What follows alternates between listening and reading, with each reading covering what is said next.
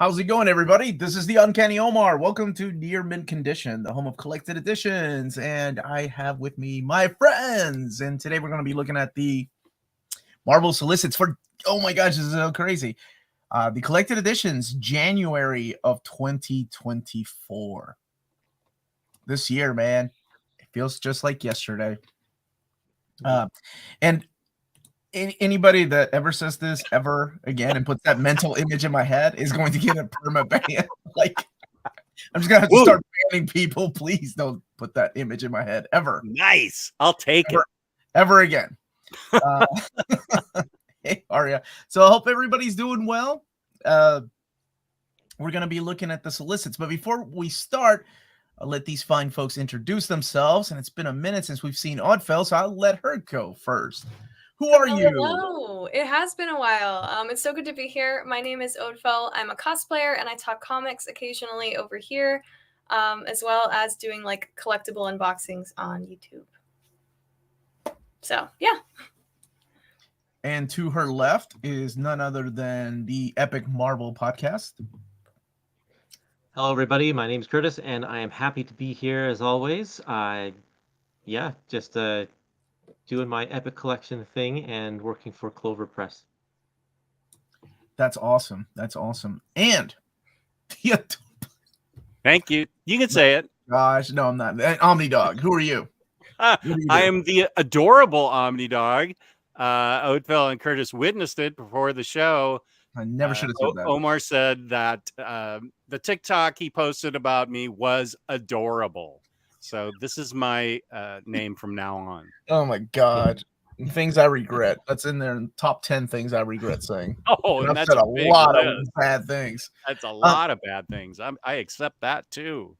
Peter is, unfortunately, I don't know if he's going to be able to make it or not. I don't think so. He's had some issues with his computer, but he will be back next month, and he wanted to tell everybody hello. So yeah, that sucks because I love having him on here too. And Lars may show up later, as always. Last. Please don't encourage that. Please don't. Oh my God, what have I started? The Abominable Omnidog. Yeah, I like that. Like a Yeti, right? Like a Yeti. Sure. Okay. I could change it to the Cardi B Omnidog. Which would you rather have? I will ban you. Don't do that again. Curtis, 10 years of the Epic collections.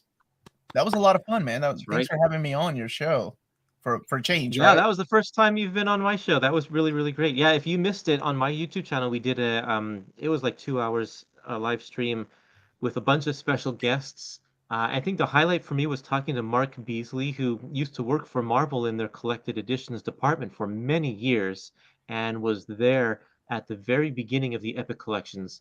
And so he had some really cool insights as to why the Epic collections came to be and how they were formed and just how some of the problems they had trying to come up with material. It was really interesting. I love that kind of stuff. Right. Oh wow, yeah, that's Are you really in a dungeon? Oh my gosh, that's not real. Just like this, none of this is real. None of Curtis's stuff is real. It's all a green screen. Yeah, no, I have like my fantasy maps and stuff on it because when I stream video games, it's this direction. So this is my backdrop for that. And is that a Flynn Rider poster? It is, yes. And his nose is wrong, you know, so. They can never get that right. And you're also a collector of Marvel Legends back there. And Castlevania figures. I need to organize them. Don't look at them too closely, but got it. I'm redoing my shelf so they're all just kind of everywhere. I get it. Yeah. I have a whole room like that. Okay, so we're gonna start looking at the solicitations, and the one thing to keep in mind is that there might be some dates that change. I think they're trying to lock in the dates exactly how they want them. I think we've had 4 Omnis that I know of have slipped into the dates they weren't originally supposed to come out. So one of them is the Joe Kelly Spider-Man Omnibus. That's been delayed until January of 2025.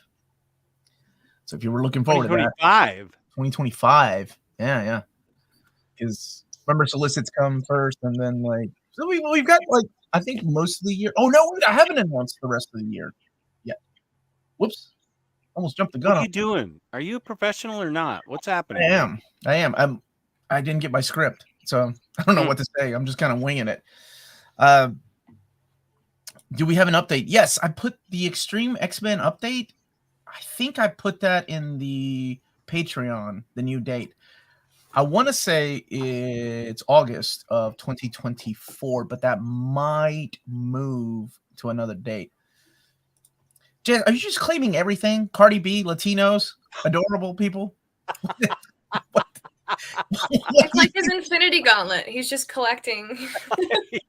Yeah. All these names that My own stones. Yeah. The Joe Kelly Omni is very double dippy, so I'm no rush to get it. There was other ones. I think What If Volume 2, Captain Marvel by Kelly Thompson Volume 2, and Extreme X-Men Volume 2. So those 4 have slipped into later into 2024. I did put the date in our Patreon, but I can't remember. I think Extreme X-Men has an August 2024, but they may have to delay it again for another omnibus, another Volume 1. I don't know. I haven't gotten the exact dates on that. Do you remember when Captain Marvel was pushed to? I think that one is actually let me look at this really quick. I can answer it. Where did I put the list here? Because I'm not paying for your Patreon. David, come on now, Jess. Oh, was my mic on? I thought I muted it. Uh-huh. You better start paying for that. I give you too much information for free. All right, here we go. So it looks like, I just, I have the whole dates here. Captain Marvel by Kelly Thompson, Omnibus Volume 2 looks like November of 2024. Extreme X-Men, like I said, it's August, Volume 2, but that might move out to a later date. Yes, January is the Spider-Man by Joe Kelly, January of 2025. And what was the other one I said? Oh, What If? What If Into the Multiverse, Omnibus Volume 2. That looks like it slipped into November of 2024. So those are the dates, the new dates.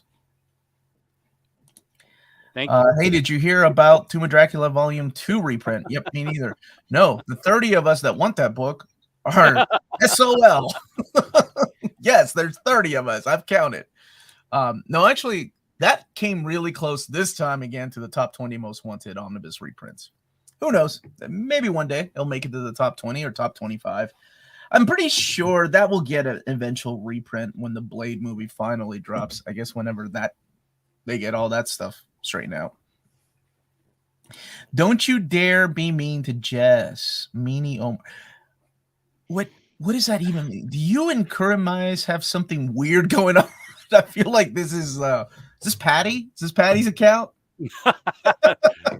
No, she I don't know that she knows how to access this show. Omar, gosh, can't be a Psycho Cleveland show without Psycho Cleveland yelling at me. Omar, did you get the new Dan Close? No, I did not. Oh, he's strutting now. He got a copy ahead of everybody else. I don't know how. He must have because he must have yelled at Fantagraphics. Yeah. Any news on Spider-Man 2099 omnibus restock? Not yet. Actually, while I have that up, let me go ahead and ask. I'll go ahead and do it live. You have a volume 2 coming out. Real-time emails. That's what I do. Share your screen, Omar. Oh, God.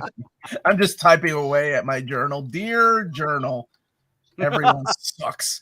I have to ask for this information, but I don't know. I'm just typing it. The Weather Channel. Okay.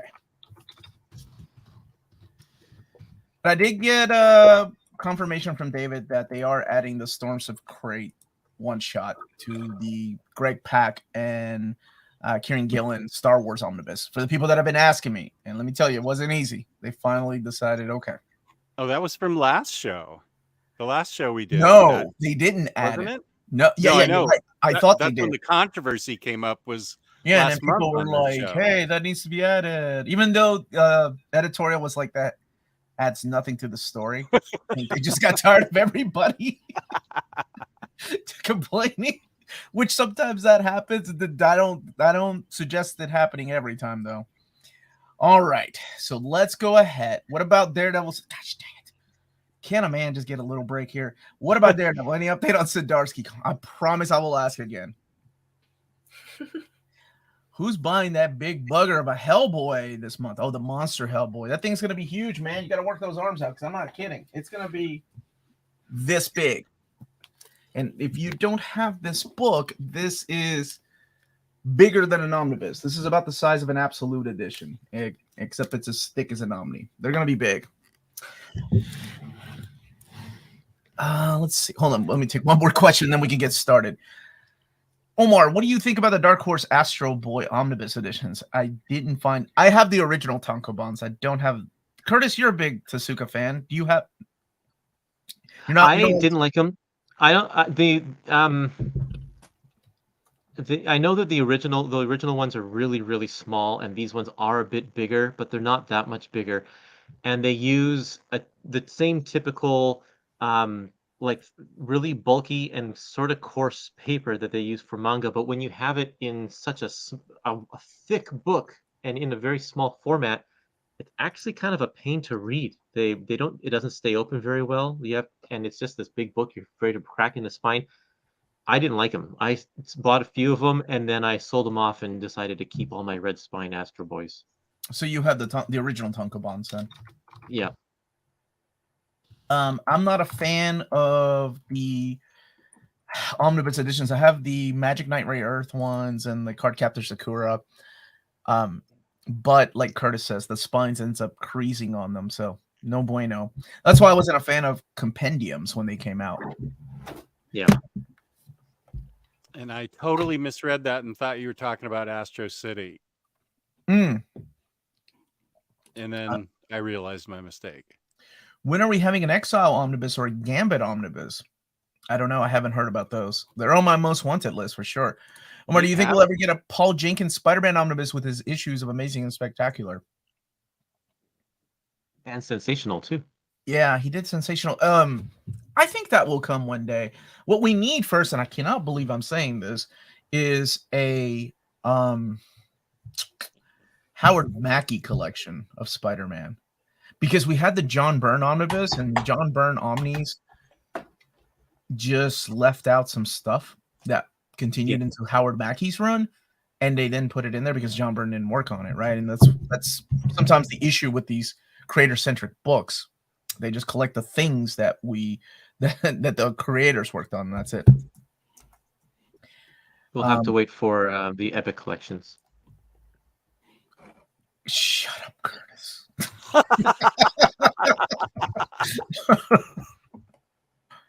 You had your moment 2 weeks ago. That's it. That's all you get.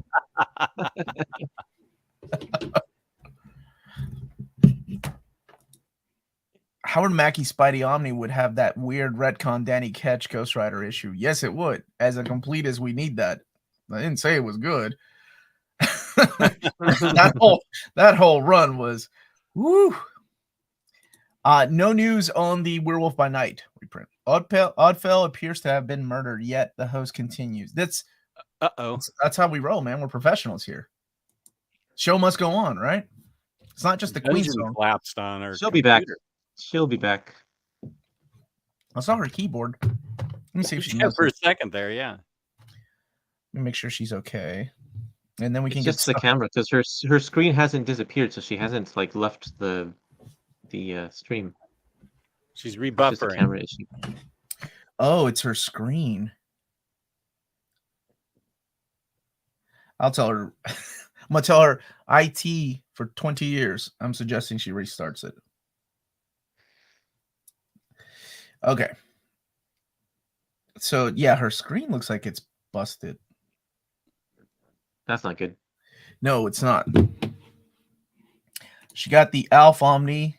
Had to start reading it ASAP. That's not. Nobody wants that Omar, any word if Marvel, G.I. Joe, and Transformers trade paperbacks will get reprinted? Nothing official. Nothing official. Glad Epics are relatively cheap. Those things are the nicest books I have had under my eyes. Look at that. Wow. Now it's time to plug your Marvel Epic group, Curtis. Dominic, if you're on There you Facebook, go. you need to join the Team Epic Collection. The collection group. Yep, that's right. Mm-hmm. When will Curtis and Omar get together to announce the 16th? I think they scheduled that for like 2032, right? Curtis does not speak for Near Mint Edition. Please do not send any hate mail my way. That is Curtis telling a joke with his dry sense of humor. We don't know yet. Omni Dog was too adorable. She couldn't handle it. Please don't encourage. Oh, Yes. I'll Anyone take decide that. for the new Hellboy game that Mike Mignola is involved in? I did not. When will board the game new announcements come back? Tuesday is the first wave, the first one, and working on some others. All right, let's see if Ødfel's back. There you are. There we go. Hi. You're I am using- streaming from my phone, so it might be a little weird. Let me know if it's weird. No, Like I don't know if my mic is working or anything. your mic is good. We can hear you. Yeah, you got a Captain Marvel chair. That's cool. I do, yeah. It's all like Sweet. Let me ask you something weird. You look great, by the way. The picture quality looks good. Can you? Yeah, I was gonna say, can you turn it into widescreen? Nope, it won't let you. Okay, cool. sorry about that. Nope, leave it like that. That's good. That's good. Actually, I wonder if I do this, will it let me? There you go. That There you was cool. Who needs a camera? Sorry, I've never done this from phone, so I was like, we'll see. Is that a custom Captain Marvel chair? That's dope. I never what? thought I'd hear Psycho Cleveland say that. What? Yeah. Yeah, so it is, I don't remember the company, but they did like Iron Man, Captain America, Captain Marvel, and I think Black Widow as chairs. I think it's the same ones that did ours, Jess. Secret Lab. I Is it think Secret so. Lab? Yeah. What? I have a Batman. You all have Secret Lab chairs? I need to get one of those. Yeah, Yes. Just like my show so much, he went and got my chair. That is such a lie. You want to go back? I got receipts, Jess. I have the conversation. I don't watch your show. I don't know anything Oh, about your ouch! I watch every one of your episodes. That's how I get ideas. show. I All knew right. it. Let's get started. Now that we have the whole room together again. Yeah, sorry about that. My no, no, whole yeah. screen just like shut down. I love Captain Marvel. One of the best Marvel movies. I never thought I'd see that from Psycho Cleveland. I agree. Thank you. Everyone always fights me on that. All right. I like it too. I wish they'd make a Wolverine chair. I'd trade this in for a Wolvie chair.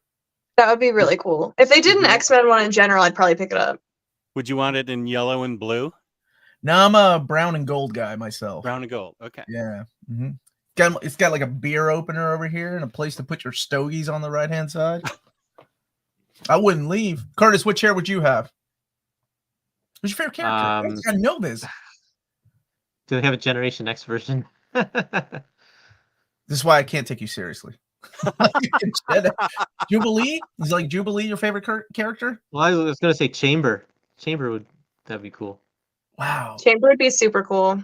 Yeah. He was a pretty cool character. Jess, you're happy with Batman. That's your dude, right? Yeah. Or Pharaoh Lad? Would you buy a Pharaoh Lad chair? I'd buy a Magic chair or an Emma Frost chair in 2 seconds, and maybe a Scarlet Witch chair. I would buy all 4 of those and then just put them around a table. Yeah. They're just council. chairs. They're chairs. Yeah. Yeah, I just get all those chairs. Fine. You can put the chairs around your little tea party and have a make-believe tea party. Now you're putting words in my mouth. I don't remember saying that. I am. All right, let's get started. Ooh. Let me know if it's big enough, everybody. No No jokes.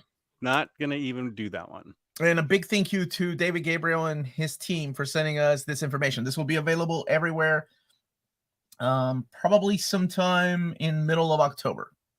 So We just get a first look at all the collected editions being solicited.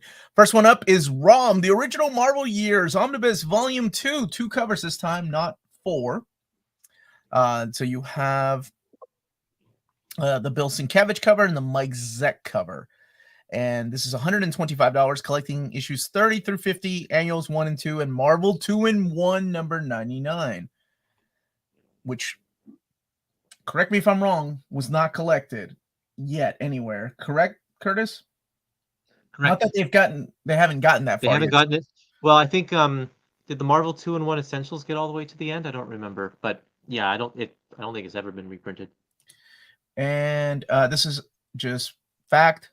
Warren and I never agree on anything. He wants a Sentry chair. Oh, A Sentry chair. I do like that Bill Sienkiewicz cover and the Mike Zeck cover right there.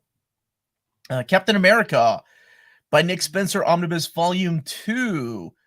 It's got 2 covers here, and you have the Jesus Saiz cover and Elizabeth Torque cover. This collects the rest of Nick Spencer's run. So it's got Sam Wilson 18 through 24. It's got Steve Rogers 12 through 19. And then when they changed the name back to Captain America, number 25. But it also contains the Secret Empire, which people were wondering if it had it in there. And yeah, it does. I do like the idea of them having the events. I know Curtis says in the epics they really haven't yet, but we haven't gotten to this era in modern epics yet. And also containing the Secret Empire Omega, Generation Sam Wilson, Captain America, and Steve Rogers cap, and material from Free Comic Book Day 2017. And not Brand 2018, number 14. Nice. Had no idea. And 904 pages, $125. Oh, yes. Oh, gosh, yes. Captain America by Mark Grunwald. Finally, Omnibus Volume 1. Collecting Captain America 307 to 350, Annual 8, Marvel Fanfare 29, Amazing Spider-Man 278, Iron Man 228, and material from Marvel Fanfare 26, 31, and 32. Those are the Scourge subplot That's pages. right. Oh man, I love that whole mystery of the Scourge. 1,336 pages, $150. Both covers are done by Mike Zeck. But there's really only one cover right there, guys. Come on. I mean, really, I mean, is there any other golden brown, baby? But I will say this might be the only time you get D-Man on a cover. So I don't think D-Man might, well, maybe in a handbook. Incredible Hulk by Byrne and Casey. And looks like it's coming out on May of 2024. I've announced this one a few months back. This is one of those awesome gap fillers in case you have the Peter David Volume 4. This follows up Volume 4, finishing out Hulk 468 to 474, and then relaunching Hulk 1 through 11 in 1999 after they restarted the series. And it's got Hulk and Submariner Annual 98, X-Men and Hulk Annual 98, and Hulk Annual 99, and Rampaging Hulk 1 through 6. So it fits in right before the Dogs of War, if you have that oversized hardcover, which is the Paul Jenkins era of Incredible Hulk. 768 pages, $100. And Spider-Man by Michelini and Bagley Omnibus. This is another one that's a huge gap filler and finally coming out. Collecting Amazing Spider-Man 351 to 375, Amazing Spider-Man Annual 25 and 26, and then material from Spectacular Spider-Man Annual 11 through 12, Web of Spider-Man 7 and 8, and New Warriors Annual number 2. 1,048 pages, $125. These are both. Sorry, yeah, these are both starts of some really long-running runs. The Grunwald run and the Michelini run with Bagley. Like these are going to be quite a few Omnis going down the road here. No, and I don't mean to flat out disagree with you, Curtis. I think it's just 2, right? Because if you think about it, Bagley, yeah, after this it's the Clone Saga. So if you yeah, I guess so. Yeah, you're right. To kind of give you an idea of what it looks like on the shelf, I'm just going to start with McFarlane. So it's got the Spider-Man by McFarlane Omnibus, right? And then if you want to keep this adjectiveless Spider-Man right next to it. So it's Spider-Man, Michelini and McFarlane, then Spider-Man by McFarlane, and then Spider-Man and Eric Larson, or Spider-Man by Michelini and Eric Larson omnibus. This fits right after that. And after this would be a volume 2, and then the Clone Saga volume 1. So Oh, that's it. Yeah, because feels like they were on the title for a long time together. well, But I I mean guess they I'm were, counting but look how the long the Clone Clone Saga. Saga lasted, right? A couple of years. Right. The question is, how are they going to collect the stuff after the Clone Saga, before the series is relaunched in that John Byrne, Howard Mackie era? So The Grunwald Omnis should be like 4 or 5, right? this one's huge. It should be 4. Yeah. It should just. I think I didn't see the page count before, but now that I'm looking at it, I think 4 should cover it. And that's including his spin-off series or mini series like U.S. Agent and things like that. Fantastic Four by Mark Waid and Wieringo finally coming back to print. Such a good book. The best. Collecting Fantastic Four 60 through 70, 500 through 524, and the 500 director's cut. This time around, it is going to have a direct market cover, which has the whole team, both of them done by the phenomenal and legendary Mike Wieringo. This is my favorite Fantastic Four story. I love this book. I love how he brings it back to the simpler times of family, and then also tells probably the darkest Doctor Doom story. I don't know if you all have read it. If you haven't, it's my favorite Fantastic Four. So good. I'm so glad you like it, man. Yeah, I need to reread it. It was really, really good. And 896 pages, $100. Another big book. Hulk, World War Hulk Omnibus is coming back to print. And this collects World War Hulk Prologue, Worldbreaker, the 5-issue miniseries, Incredible Hulk 106 to 111, Iron Man 19 through 20, Avengers The Initiative 4 through 5. Man, I wish that was an omnibus on its own. Irredeemable Ant-Man 10, World War Hulk, the X-Men miniseries, Ghost Rider 12 and 13, Heroes for Hire 11 through 15, Punisher War Journal 12, the Gamma Corp miniseries, the Frontline miniseries, After Smash One Shot, After Smash Damage Control 3-issue miniseries, the Warbound miniseries, and the Planet Hulk Saga. 1,304 pages, $150. I want to say, and if anybody's got it handy, I think the first printing was $125. So some of these, are keeping the same prices. Like Fantastic Four was $100. This one I think was $125, but it looks like it's gone up to $150. And let me know, because I cannot remember. I have a question about that World War. Talk to me. That is a lot of different books being mapped out and put into that book. I mean, that is a disparate amount of titles. Who is there? Is there just how many people at Marvel are involved in collating and putting all those things together? Because that is a job, man. Well, it's a reprint, right? So it's already happened. Okay, well, let's go back to the first one then. Okay, so what they did in this is put the Incredible Hulk series, and the World War Hulk issues in a good reading order, but everything else is after that. Right. Like the After Smash, the Warbound stuff, even the stories that take place during the event, which I know some people are divided on, right? Some people are like, get that crap out of my event, I'll read it later. And then some people are like, no, I want to read everything now as it came out. I'm kind of middle of the road. Like, I think some things that are important should belong in between issues of the event. What I don't want is 17 issues of, no offense, but Heroes for Hire in between World War Hulk 2 and 3. Well, my question was really, there's a lot of work involved in putting that together. How many people are involved at Marvel in putting something like that together? Do you know at all? I mean, because that's a huge amount of research. Hold on one second. The original printing was $125. Thank you all so much for answering.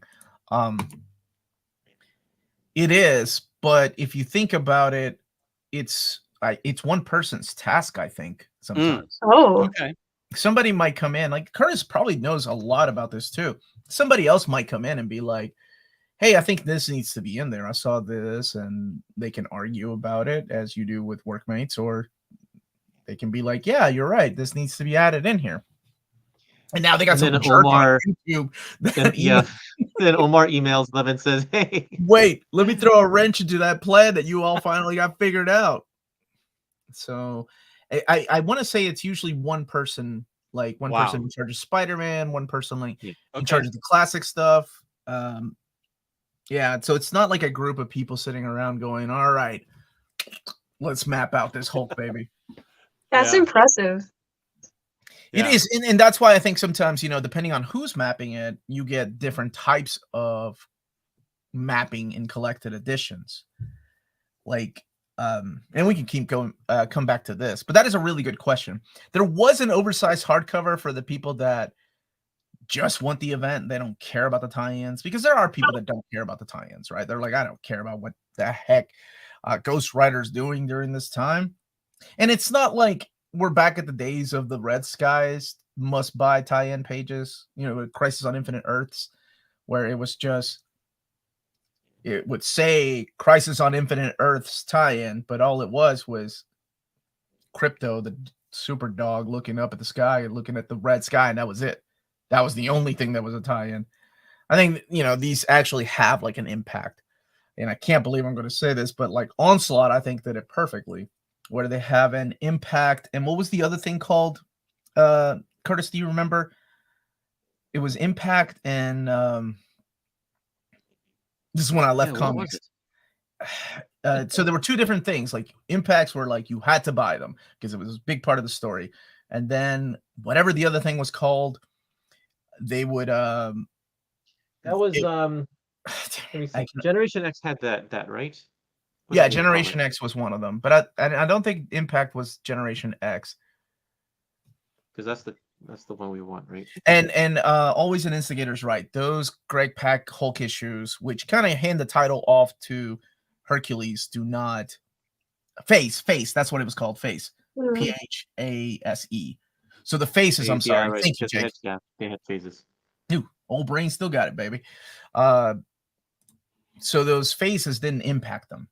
It was the impact issues that you had to buy to carry to keep going with the story. The faces were like, so Generation X was Impact, and it didn't really tie in at all. Then I think you have the other way around. Mm. Yeah, I think the phases were the ones that you had to get. The impacts were just a secondary. Yet again, I needed more proof that Warren and I do not like the same thing. Woohoo! Onslaught. Thank you for that, Warren. And finally, coming back to print, voted by you all, Punisher Max by Garth Ennis Omnibus Volume 1. This time around with a direct market cover by Wisław Welkuski. Boy, I had to say that when I announced it. I'm sure I butchered that. Tim Bradstreet I got, though. This is collecting Born 1 through 4, which is the origin of the Punisher that some people had issues with because it is a bit of a retcon, and it kind of goes and changes the Punisher and the way people looked at him, especially when you get to the ending of who Frank's been talking to. I'm not going to spoil it, though. And then Punisher 1 through 30. So this isn't the Welcome Back Frank story that's collected through the Marvel Knights. 864 pages, $100, and explicit content because it is a Max book. Oh, who asked for this? Let's just skip this one, yeah.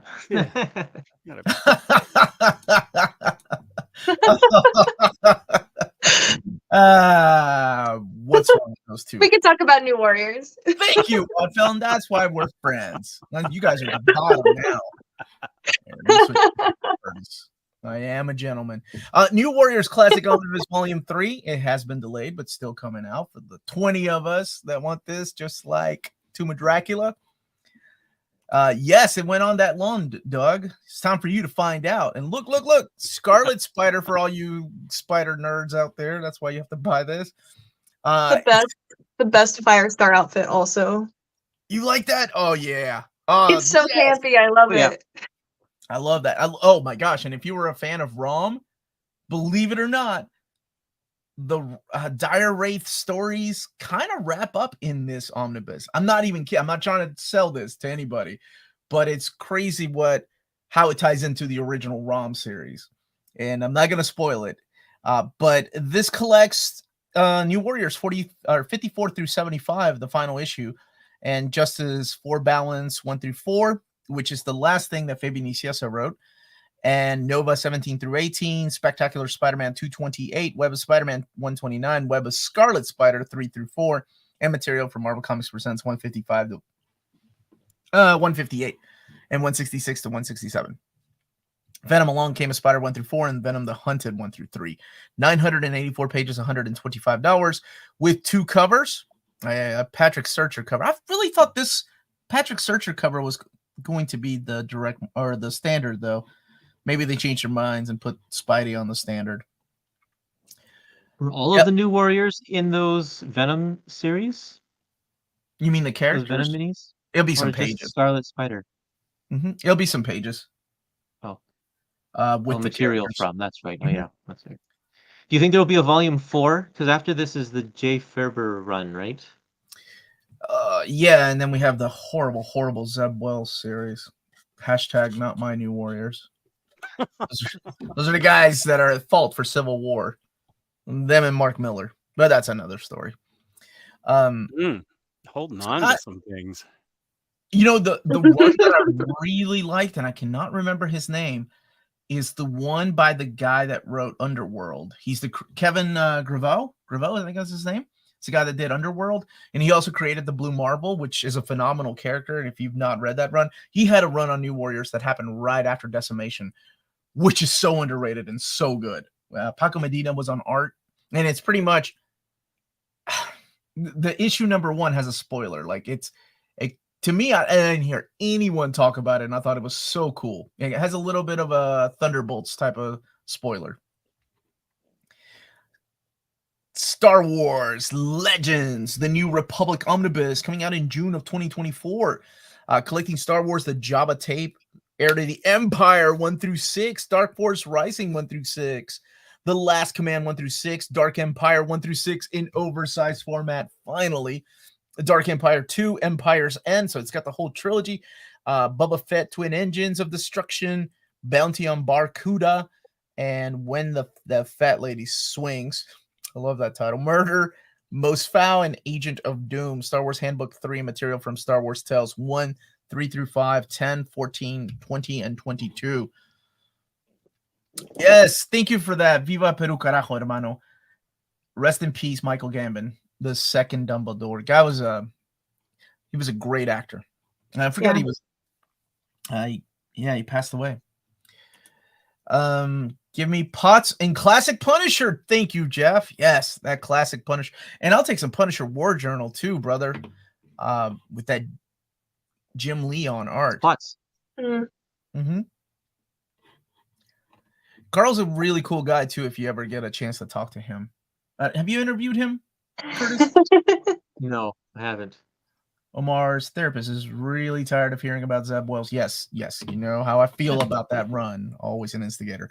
X-Force by Benjamin Percy, Volume 3. This is the oversized hardcover collecting X-Force 27 through 38. Secret Invasion is getting the Art of series.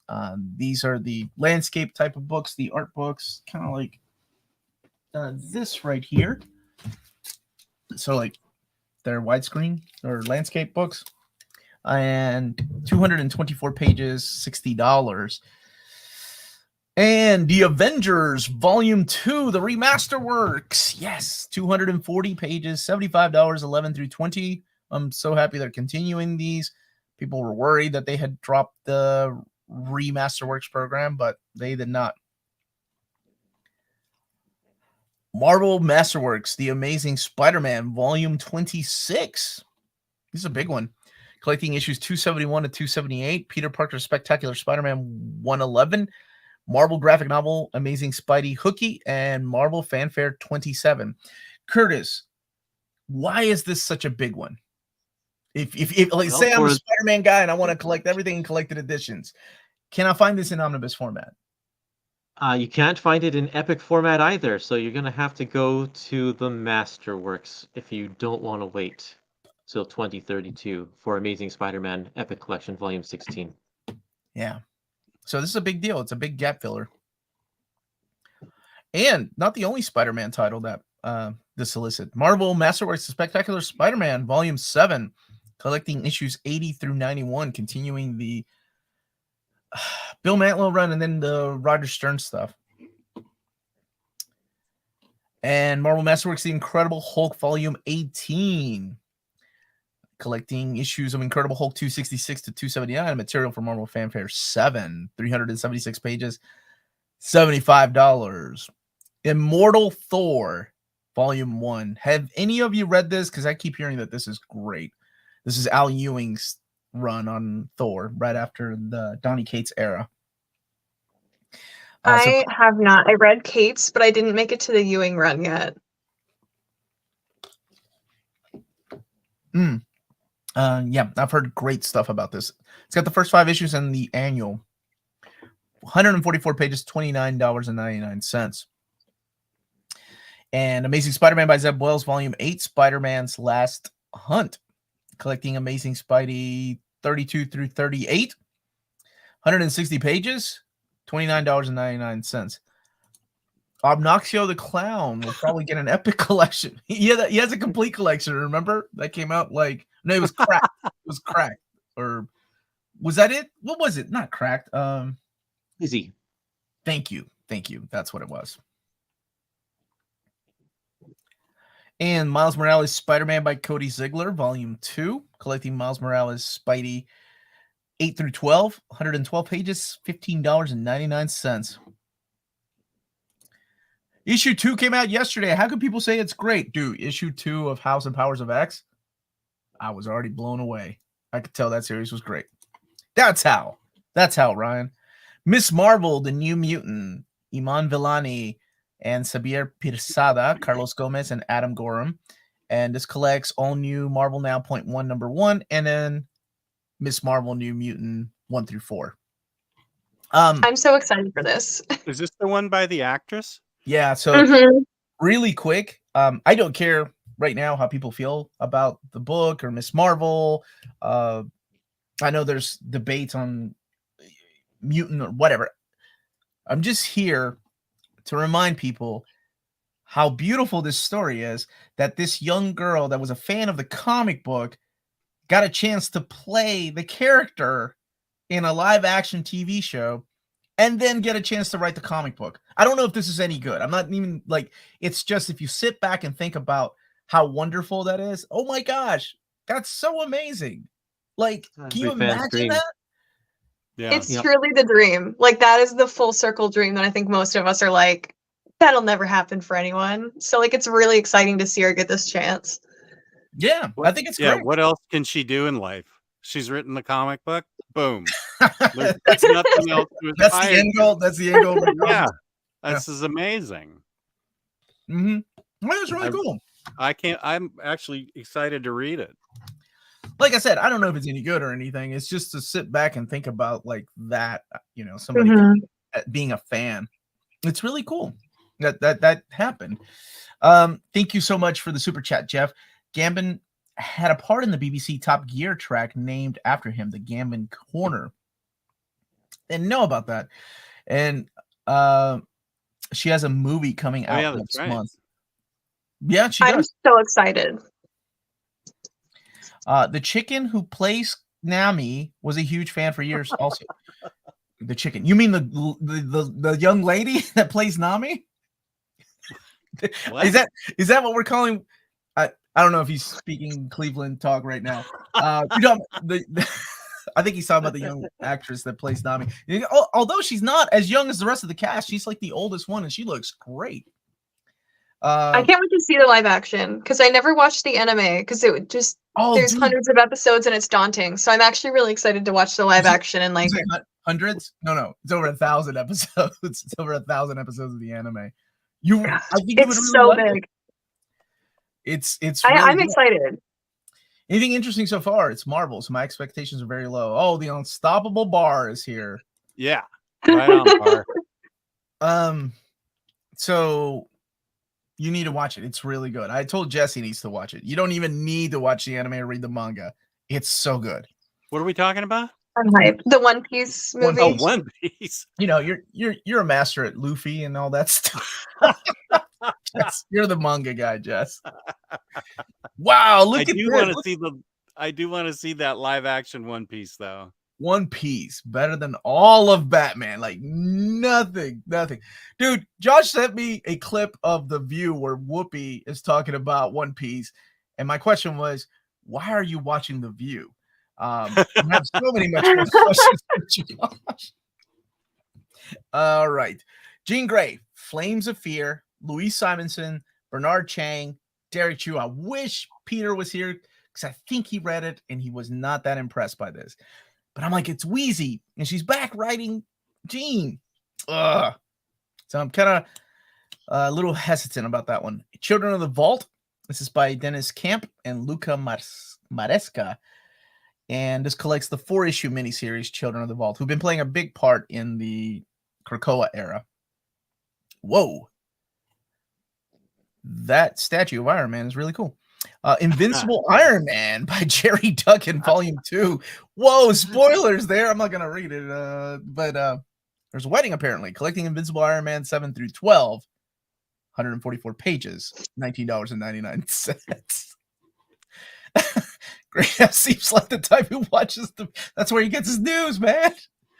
What's up, Alex? How are you, brother? Whoopi Goldberg officially knows more about One Piece than Jess does. I'm okay with it. I love Batman. Would rather read comics forever than a manga until it ends, but the story and world are better in One Piece. Yeah, it's solid, brother. I agree. 100%. It's so good. Like I've always said that One Piece has ruined anybody's chance of creating or doing proper world building. Like I think to me it's like the best world building I've ever seen in any media. X-Men Red by Al Ewing, continuing this series, and I don't know yet if they're going to do an oversized hardcovers for the people that are wondering. All right, David just got back to me. Yes. What was the question? Let me look at my question. Is there a chance for a Spidey 2099 restock? Okay, who was asking about that? He just got back to me and he says yes, it's already on the way, or I think it's already on the way. But the answer is yes. So there you go. I've been collecting X-Men Red in trade paperback, which almost guarantees an oversized hardcover. No, Jess, you're welcome. Let me tell you how this works. You get it in trade paperback. You don't read it. Then you get the oversized hardcover because I tell you to buy it. I'm like, it's beautiful artwork, Jess. You need it. You buy that. And then I announce the omnibus. And then I'm going to be like, well, you might as well wait until the omnibus comes out, Jess. And that's how these things work. That sounds right. Yes. Yeah. I think that's right. There is a pattern. This is why we're friends. X-Men by Jerry Duggan, Volume 5, collecting issues 25 through 29, and Stefano Caselli and Joshua Cassara. All right. Man, there's a lot of these. Wolverine by Benjamin Percy, Volume 7, collecting issues 37 through 40. 120 pages, $17.99. I don't remember if I announced this one. I think I just kind of missed out on this announcing this one. Maybe I did. I can't remember. But Ultimate Invasion is not coming out in a trade paperback or hardcover. It's coming out in a Treasury edition. Whoa. Which makes me think they're really moving away from the oversized hardcover formats. Omar's saying the world building in One Piece is better than Claremont's X-Men is what convinced me to start reading it. Yeah, no, man, it's hard to say that. It's hard to say that, but it's true. It's true. And I love Claremont's X-Men. Did you do the experience, Ødfel? The X-Men? I did not. I didn't get a chance to, no. It looked incredible though, and I had a lot of friends who went who said like it was just amazing. So hopefully it comes back next year. I want to check it out, but it looks like a really cool like intimate convention setting for like getting to talk to like writers and voice actors and stuff, because it was like a smaller event just focused on X-Men. So it really seemed like you got a lot more like time through like panels or just talking to like the guests they had. It looked really freaking cool. Where was that? In Minneapolis, I believe. Minneapolis, I think. Yeah, it was like September 16th, a couple weeks ago. I show Chris or Mr. Claremont was sharing pictures, and it was really cool. You're right. Like it felt really intimate. Like people were just approaching. Can you? He like officiated like a X-Men first graduation ceremony at the end. Everyone had like little caps, and they were like the first class of X-Men. It was really cute. Oh, dude, that's so awesome. Let me go and find one of these for Clint. You guys keep talking. The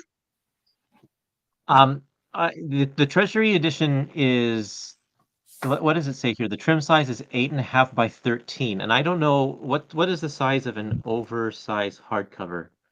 I know. How do you not know these things, Curtis? I have you on I here just don't know it off the top of my head. All right, I only know it in metric. To give you an idea, this in metric, you're Canadian. All right, to kind of give you an idea of what it looks like, this is an omnibus, a Marvel Omnibus, and here's a Treasury Edition. Treasury Edition is a little bit bigger. Now, there's a Gallery Edition, which some people get it confused for, because they're the hardcover versions of these Treasury Editions. Curtis, this is where you'll come in handy, my friend. They don't have a soft, like it's not a hardcover, but it's this soft. What is called a? That's called a flexi cover. Flexi cover with my man right on top of it. Flexi cover, Curtis. It's technically still a paperback, speed paperback, even though and they do that. So paperbacks are getting really, really expensive to make. And I don't know exactly what it is, but rising costs in paper and everything like that, and even like sewn binding and stuff, it's getting really expensive to make. So a lot of publishers are favoring paperbacks, and even oversized with flexi cover seems to be a better option financially to produce than hardcovers. It's just too expensive now, and that's happening. I know with the books that I work on with the old comic strips. They're all hardcover as well, and it's just we're being priced out of it. We're having to move to soft cover as well. Wait. Why are you moving to soft cover? If soft cover prices are going up, is that what? I'm sorry. Just all prices are going up, but hardcover in particular, because of the labor that goes into those books, it's just getting really expensive. So then we have to, everybody has to have a higher cover price. And then it suffers at the retail market because those prices are so much higher.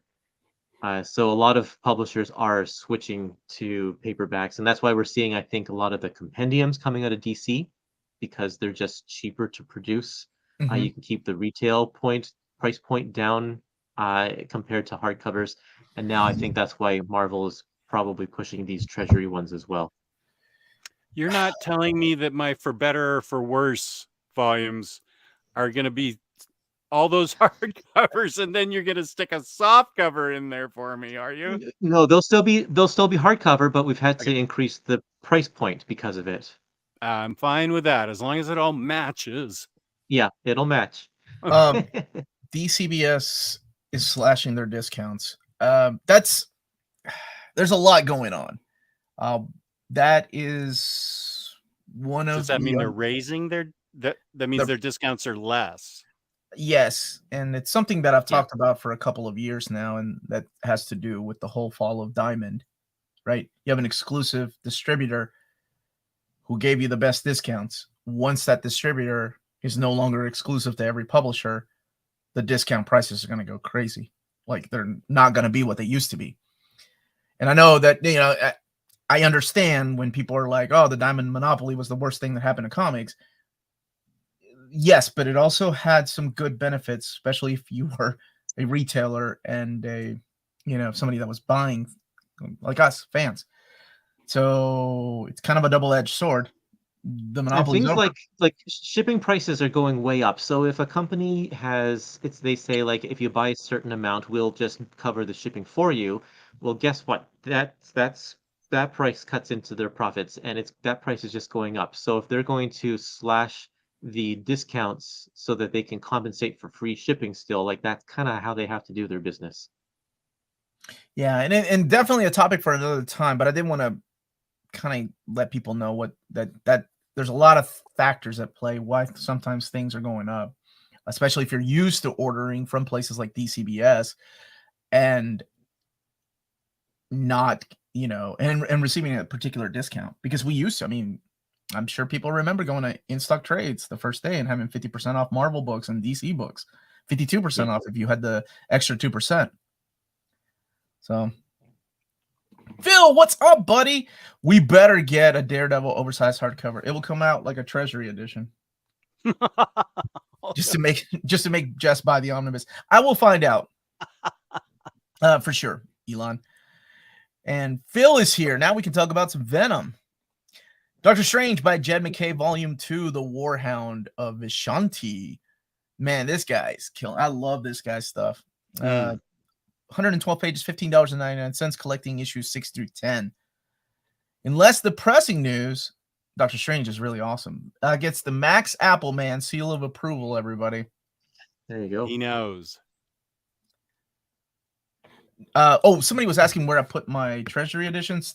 Just like my art books, they're too big for a K-Lax. They will not fit in here. I mean, you'll force it in. I don't recommend it, though. So this is top shelf. It's up there with the cranberry juice and bourbon.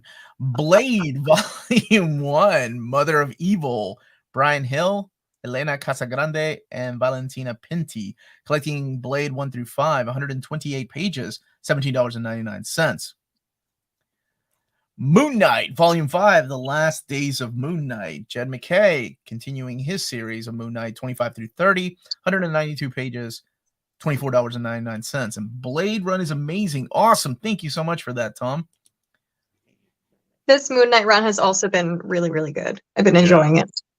It is. What, Omar? I've been here too. Yes, I know, but you're a real symbiote fan. Phil, on the other hand, is not a symbiote fan. That was sarcasm on my end. Now he's being sarcastic. Just popped in to see if there's any new Venom books. I think there might be. So more praise for Blade. Awesome. I can't wait to read it. Not a fan of the gallery or that Treasury. Just too big and can't store them. That's why I didn't get the new Daredevil, even though I want that run.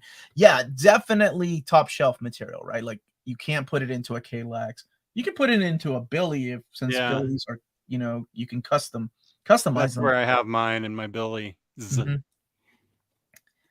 This is the Dave Pepose book right here. This is the City of the Dead, collecting 5 issues. Moon Knight, man, it's got 2 books at the same time. That's crazy. What's a symbiote? Not today, Bar. Not today. And J. Michael Straczynski is back at Marvel. Captain America by Straczynski, Volume 1. I was really liking the Lansing and Kelly stuff. So hate to see them go. But, yeah. It's good to see him back. This is the first 4 issues of his run, 120 pages, $19.99. Jesus Saiz and Lan Medina doing artwork. And both of them have worked on Cap before. So that's $20 for 4 issues. It seems like a lot. Well, I noticed one of the X-Men, was it the X-Men? There was one earlier that was $29.99 and it was 160 pages, I think. We'll go back. I don't know if you've heard, but trade paperbacks, softcover, hardcover, the prices are going up. Jess, it's true. Jess already forgot who he's stealing that info from. I love it. Jess will have a whole episode. Breaking news. Prices of everything's going up. It is. Star Wars, Dark Droids, the D Squad, collecting the 4-issue miniseries by Mark Guggenheim. Oh, sweet. It's got the murder droids from Dr. Aphra. That's cool. Star Wars Volume 7, the Dark Droids. Man, they're all about the Dark Droids, huh? Is this a saga? Oh, it is a saga. I was just kidding. So I guess it's an ongoing saga through the Star Wars books. Collecting Star Wars 37 to 41. They're only on 41. What did the first one went to 75, right? The one that kicked off by Jason Aaron. Spider-Gwen, Ghost Spider.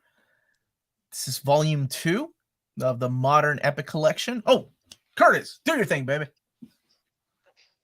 This is, like you said, Volume 2, kicking off right where the other one left off. This one's just collecting Spider-Gwen 9 to 24. That's her ongoing series, as well as Annual Number 1, all new Wolverine Annual Number 1, and a crossover with Spider-Man 12 to 14. That's Miles Morales, I believe, right?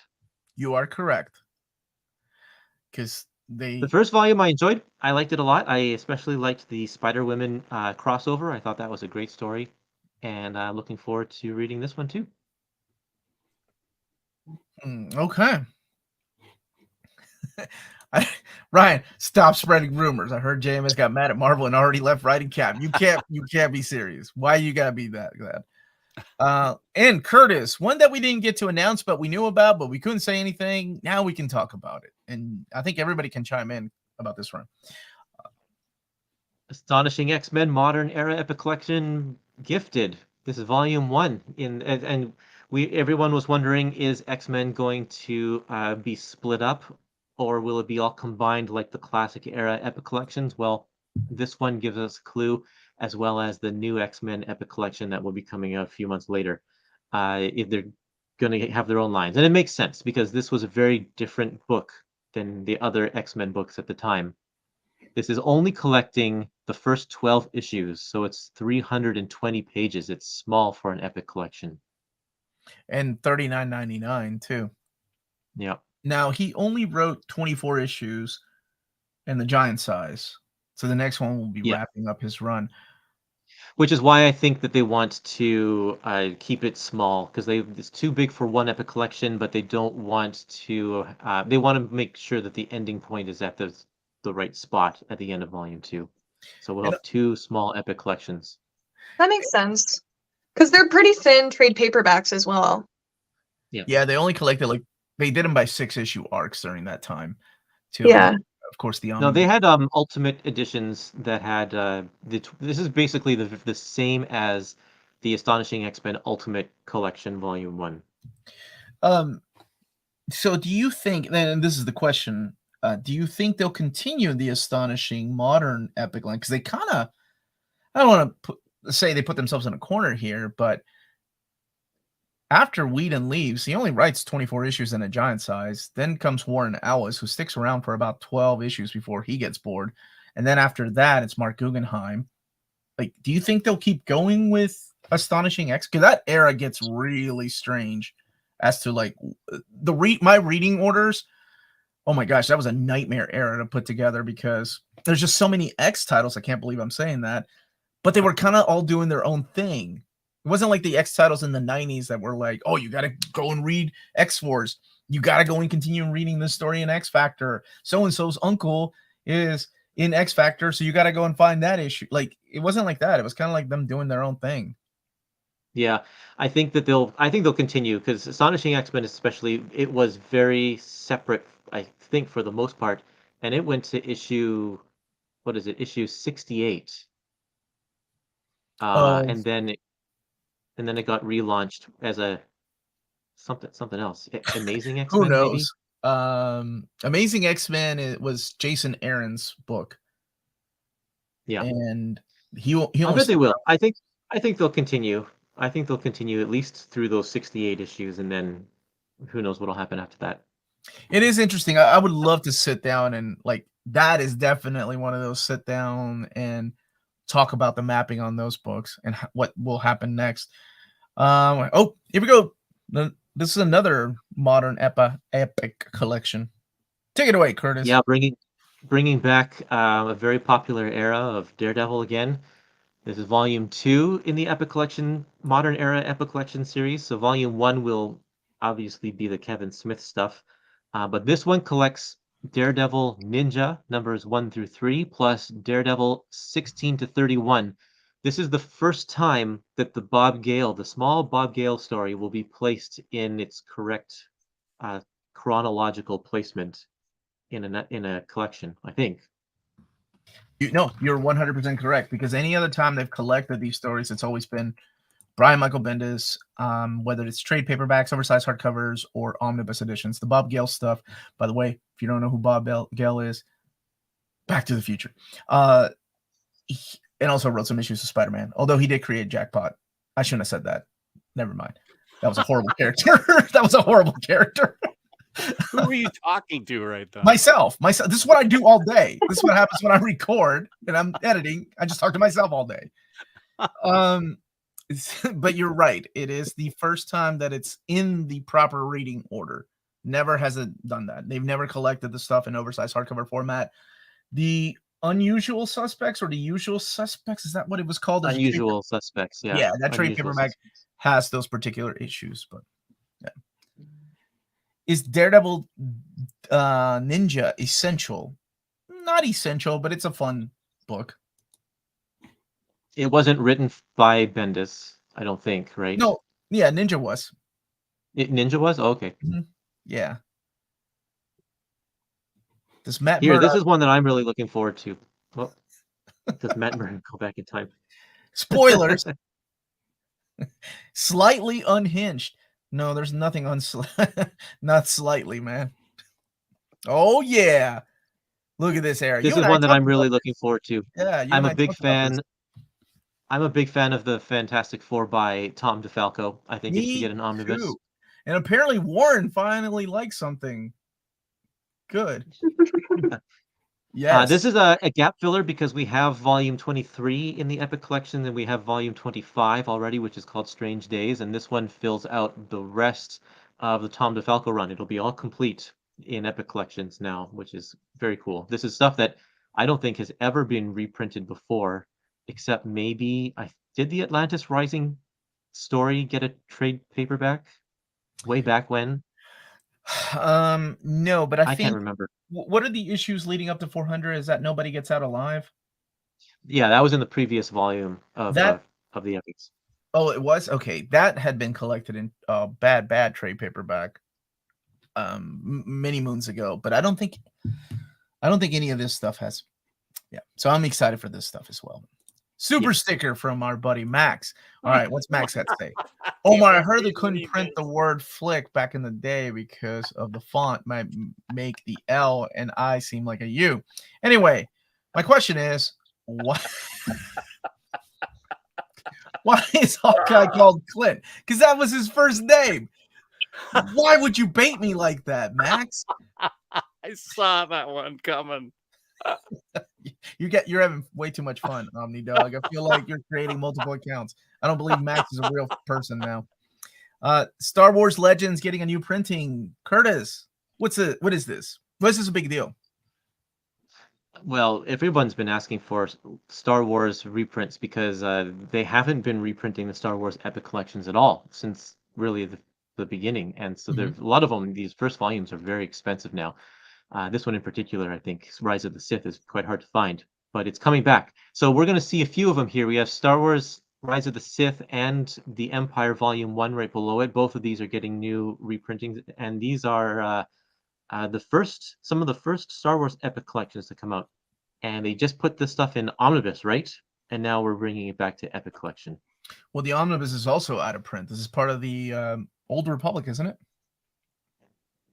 The Rise of the Sith? No, I never guess mind. technically it's not. It's the era after the Old Republic. What is that book called? This is the stuff leading up to Episode 1.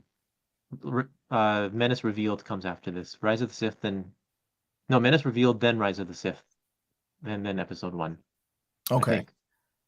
I thought this came after Episode 1, but you're probably right, because I don't remember if this has been collected in omnibus format. I was thinking of the Old Republic. And we're also getting the Empire. Curtis, what is this one here? Volume 1.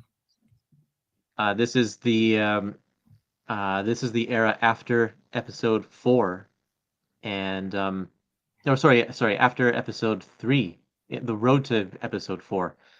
This is the era where the Empire is reigning and Darth Vader has a lot of screen time or page time. So this was the very first Epic Collection ever released, and it's coming back to print finally. And this one also came out in an omnibus format, and it has one of the best moments of Darth Vader. So freaking awesome. When somebody cuts his hand off and he uses the Force because his hand was holding a lightsaber, and he uses the Force to pick up his own hand and thrust it through the person that cut it off. I was like, oh my gosh, that's so freaking badass. Way to go, Vader. Carnage. Phil's still here. Oh, really quick. From Lee. Hey, Omar, when will we get more breaking news announcements? Not been any for a month or so. It's been a couple of months, hasn't it? Yeah. It's funny because when I do the announcements, people are like, "Oh my gosh, there's so many announcements," but then a month goes by and they all get like, what's his name, Tyrone B. Getting more of that breaking news. Tuesday, and if you're on Patreon on Monday, is the first one, and that will kick off some of the new announcements. And still got to wait for a couple of things coming in from Marvel, like some of the covers and content, and then Curtis and I got to talk about the Epic collections as well. Hopefully, I get that stuff before going to New York, though. Carnage, tell us about this. This is volume 3 in the Carnage Epic collections. I believe this is going to be the last in this line before they switch over to Carnage Modern Era Epic collections. This one gets us. Yeah, I think this one gets us all the way to 2004 or something, maybe. But I mean, this takes us. This has Toxin, the Toxin miniseries. So let's see here. This is all of the stuff that happens after the Clone Saga. So we have a Web Spinner's Tales, Peter Parker Spider-Man number 13, Amazing Spider-Man 430 to 431 is when the symbiote covers Silver Surfer. Hold on a second. Jess, you're a big Venom guy. Was the Toxin miniseries collected in the Venom Omnibus Volume 2? You're such a jerk. I really can't remember. I don't think it was. Well, I don't know, because you baited me into buying it, and then as soon as it came in, you said, "That's so terrible. You shouldn't have bought it," and I immediately sold it. What is wrong with you? Why would you listen to me? What's wrong with you? I don't know. Where do you want me to start? Let me get my therapist on this call. I think you're right. Somebody was asking if this is the first time. Toll was asking if the Toxin miniseries has been collected before. I don't think it's been collected before. Not even as a standalone trade? No, because it's that era where they weren't doing trades, right? Okay. Wow. I'll have to double check. And if somebody has the Venom Omnibus, because it's not in the Carnage Omnibus, right? Because Carnage Omnibus is really the modern stuff, as Epic, or as Curtis was saying it. Venom versus Carnage leads into Toxin, which is in 2005. So modern should happen after. Also, Toxin is not collected in any of the Venom Omnibus Omar. So is that what you have? Why do you have the Toxin trade paperback? You cannot blame me for that. I'm not going to blame you for that. I wanted to read it. What is this collect? There we go. 1 through 6. Oh my gosh, it has been collected. That's the one. Dang, that's the one. Look at that. It's Omni Dog's Vault on YouTube, people. Yeah, where you can find out everything you need to know about Toxin and all the symbiotes. So it's in 2005, then yeah, I guess you're right. The next one would have to be a modern Epic collection, right? Yeah, I think so. Yes, Chamber, thank you for that. Jess just came back and showed me his reel. I love that all these people all of a sudden know about Toxin trade paperbacks. Yeah, I had to know who the action figure was about. So you bought the trade. They got you. That's awesome. Well, thank you everybody for that. Daredevil Epic Collection. This is a new printing. Curtis, was this voted? Yeah, more reprints. Yes, yeah. These were both of this one and the next one were voted in our top 20 poll, and so yeah, there you go. You wanted this, and you're gonna get it. Reprints of Daredevil Epic Collection Volume 4, A Woman Called Widow, when the Black Widow becomes main cast in the Daredevil series back in the 70s. Or is it late 60s still? I can't remember. And then also Amazing Spider-Man Epic Collection, The Secret of the Petrified Tablet, Volume 5, coming back to print as well, covering more of the classic Stan Lee and John Romita's era of Spider-Man. Omnidog's Vault and Omar. Omnidog's mint condition complete library. The question is, Jess, have you read the trade Toxin? Did you find out who Toxin was? I read it back in 2016 when I got it, which is what, 9, 8, 10, 12 years ago? Yeah, it's been a while. I'm not good at numbers, but yeah, I read it when it first came in, and I enjoyed it enough to keep it. So you must have loved it. You have a toxin tattoo? It's by Peter Milligan. I love Peter Milligan, and the art's by Derek Robertson. I do too. Have you read his X-Men? Peter Milligan? Uh-huh. No. So I also thought I loved Peter Milligan, everything he wrote. Uh-oh. I love Ecstatics. I love his Yeah. X-Force. And I got so excited when he wrote X-Men. I'll just leave it at that. It's would I buy the omnibus? You damn right I would. It's woo. No bueno. At this moment, I just remind people to smash that like button, please. That goes a long way. Holy crap! How are we not done with epics, Curtis? There's a lot. Yeah, There's a lot. All right, smash that like button for Wolverine. Finally, some good epics. All right, Curtis. This is one that also we never announced. They snuck this on the schedule after our announcements. This is volume 14 in the Wolverine Classic Era Epic Collections. Haven't switched over to Modern Era yet, even though this takes us quite into the 2000s with amazing. Nope. Don't even read This that. is not right. Look at that. That's the wrong description there. It's wrong. This Amazing looks like Spider-Man. It's Frank full of Terry. Amazing Spider-Man issues. Frank Terry era. So we'll need one more to wrap up this era, right? That's what you and I kind of mapped out. Yeah, that's right. There should be another one after this before they do the reboot of the numbering. Okay. I'm gonna send out an email, let them know that not the proper one, not the right one. Deadpool. This is really interesting because this is not part of the Epic collections, and I wonder why. Yeah, because it would make sense to make. Because I mean, the modern modern Deadpool epics. They're going to be a bunch of miniseries too, so I'm surprised they're not putting this in there. But this collects the prelude to the Deadpool Corps 1 through 5, Deadpool Corps 1 through 12, and then Deadpool Family number 1. this is new stuff, right? New material. No, This is not. What This what is year stuff did from this come out? Deadpool and Company, right? The heart, Mhm. the if you have Omni? the omnibus, Yeah. it's Oh, been out. okay. It's been out for a while. They Curtis, probably wanted. Yeah, here's one for you, buddy. What's the difference between epics and regular trades? It's just a branding thing. They're typically thicker, like more 400 to 500 pages. But as we can see here, the Deadpool verse trade right here is 448 pages as well. The branding is the epics they try to release a long running series in order without any stops and starts, and that's what they've done for the most part. So I think the regular trade paperbacks are more standalone, although they still have numbered regular trade paperbacks. They're just thinner. Deadpool 1 might be a hint for the upcoming film. Could be. Do they have the New Warriors Omnibus 3 will also have the backup stories from Along Came a Spider with Hybrid's origin? Oh, that I don't know. Aren't DC trades usually that thick though? Which ones? The compendiums? Because their trades are very much like Marvel's trades. They have like 6 issues in them. And then they also do standard size hardcovers that are about 6 issues. 5 to 6 issues. Because I know like the Batman stuff is like 5 or 6 issues. But if you're talking about the compendiums, yeah, they're huge. Sorry, I'm a little behind on the stream. DC needs to put Blackest Night in its proper reading order. Woo.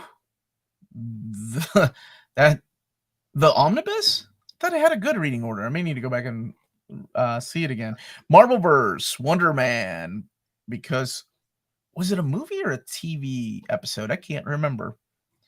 But this is collecting different issues of Avengers and Wonder Man and West Coast to introduce people to the character.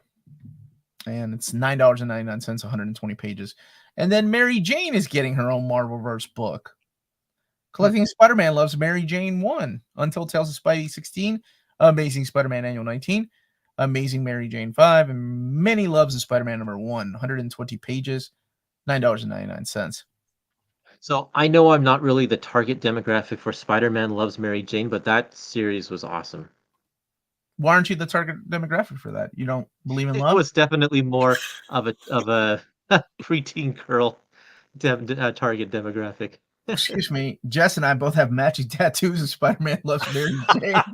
When we get our arms together, our hearts. I have it right here. I used to read it to my daughter, and we'd read it together when she was younger. There was Sean McKeever, right, that wrote that with the same artist that did Ultimate Spider-Man, Miyazawa, Miyazawa? Takashi Miyazawa. That's it, yeah. And some really good questions going on. Just we're almost done, and we're gonna head back. There you go. Yep. The art those are is the so ones. cute. Yeah. Melanie loves those books, dude. Loves those books. I would make fun of her so much like Curtis. I don't believe in love either. And I was like, what is this? Why is this on my shelf? She's like, oh my gosh, you're amazing. They're so fun. Yeah. It was they're really cute. They're really cute. Strange Academy, The Deadly Field Trip, Carlos Hernandez, Scotty Young, Juan Cabal, Alvaro Lopez. So this are a series of one-shots taking place during the Strange Academy years. Miles Morales, Moon Knight, Amazing Spider-Man, and the death of Dr. Spoiler alert. $13. Nothing I can do if the contents of the books have that. 120 pages. Dr. Quinn, Medicine Woman. $13.99. Mighty Marvel Mass. I don't know why I always say Dr. Quinn. Why don't I go with somebody that everybody knows? I love that show. I don't like Spider-Man Loves Mary Jane, but I love Dr. Quinn, Medicine Woman. Maybe something goes wrong with me. Is it Ødfel a teen? Oh, what a compliment. Wow. Thank you, I think. I'll take it as a compliment. Yeah. Speaking Please of tell me I girls, look 35 now, Axel. you look adorable is what he said. Preteen girls being the target demo when that's Millie the Model Omnibus gets announced. Oh my God, I couldn't. That would be awesome. What the heck? Mighty Marvel Masterworks, Captain America Volume 3 to be reborn, collecting Captain America 100 to 105 and Tales of Suspense 95 through 99. 192 pages, $15.99, and 2 covers. And if you're interested in purchasing any of these books and you live in Europe, check out waltzcomicshop.com. They have books up to 50% off. And if you use the code nearmintcon at the checkout, all one word, you get free shipping for all EU orders with your first order of over 40 euros or more. And that's Walt's Comic Shop, your reliable source for omnis and premium collected editions in Europe. I don't ting. That's Melanie's job. So let's go back to the beginning really quick, and then we'll talk about what we're most excited about. Kind of do a Dr. Quinzel. Who's that? Is that Poison Ivy? Harley Quinzel. Harley Quinn. Because of your Dr. Quinn Medicine Woman joke. Oh, that's it. Yes. Is it youngest to oldest? Top to bottom, Lee. You know, I answered your question, Lee. I'm gonna ban you. That ain't even funny. Omar, any Marvel box sets on the horizon? Seems like they've discontinued them. That's a good question. There was one in the works, but it's been indefinitely postponed. And I can't even say what it is because they might make it, and then I shouldn't have said anything. So I was told not to say anything. So there's your answer. Go ahead. It probably goes back to our conversation about rising prices. Can you imagine making that many hardcover books in one box set? Like, you're gonna have to up the price of that quite a bit. I mean, it was already $500, right? Yeah. Yeah. So, geez. So I don't know if they'll do any more or not. Millie the Model Omnibus now and Patsy Walker. Jeff, look at you. Nice. There's more people wanting Millie the Model than Tomb of Dracula Omnibus Volume 2. Sorry, Omar, please. I was kidding. I don't ban anybody. No, wait, I do ban people. Just don't be racist or stupid. That's all I ask. Or sexist. That's fair. God, those people are.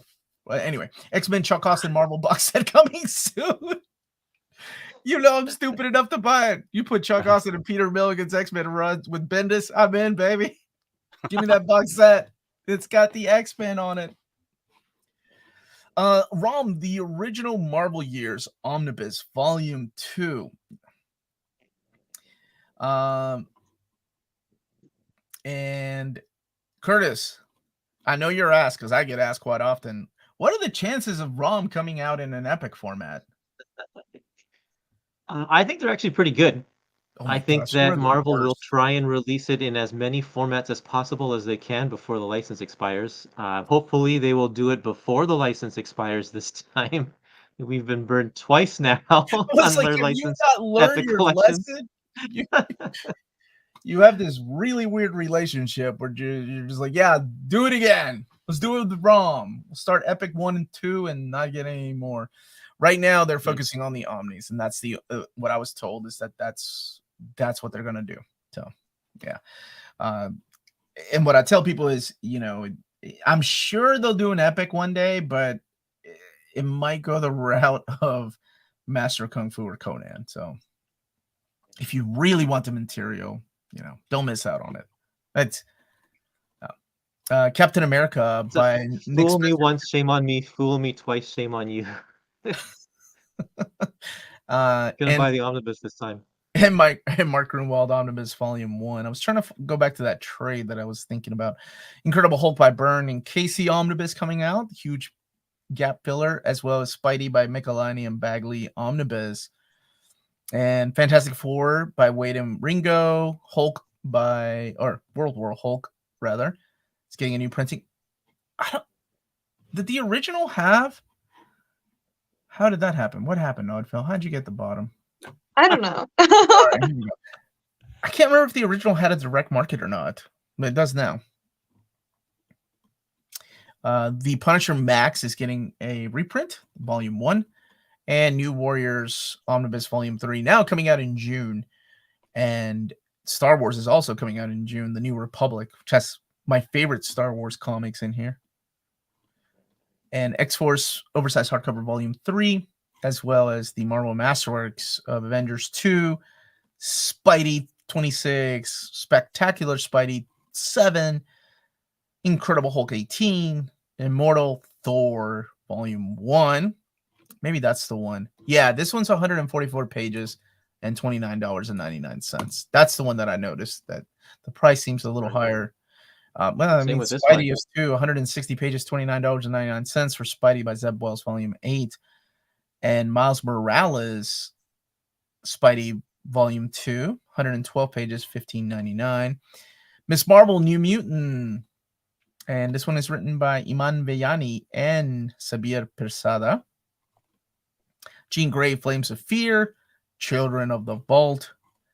Invincible Iron Man by Jerry Duggan 2.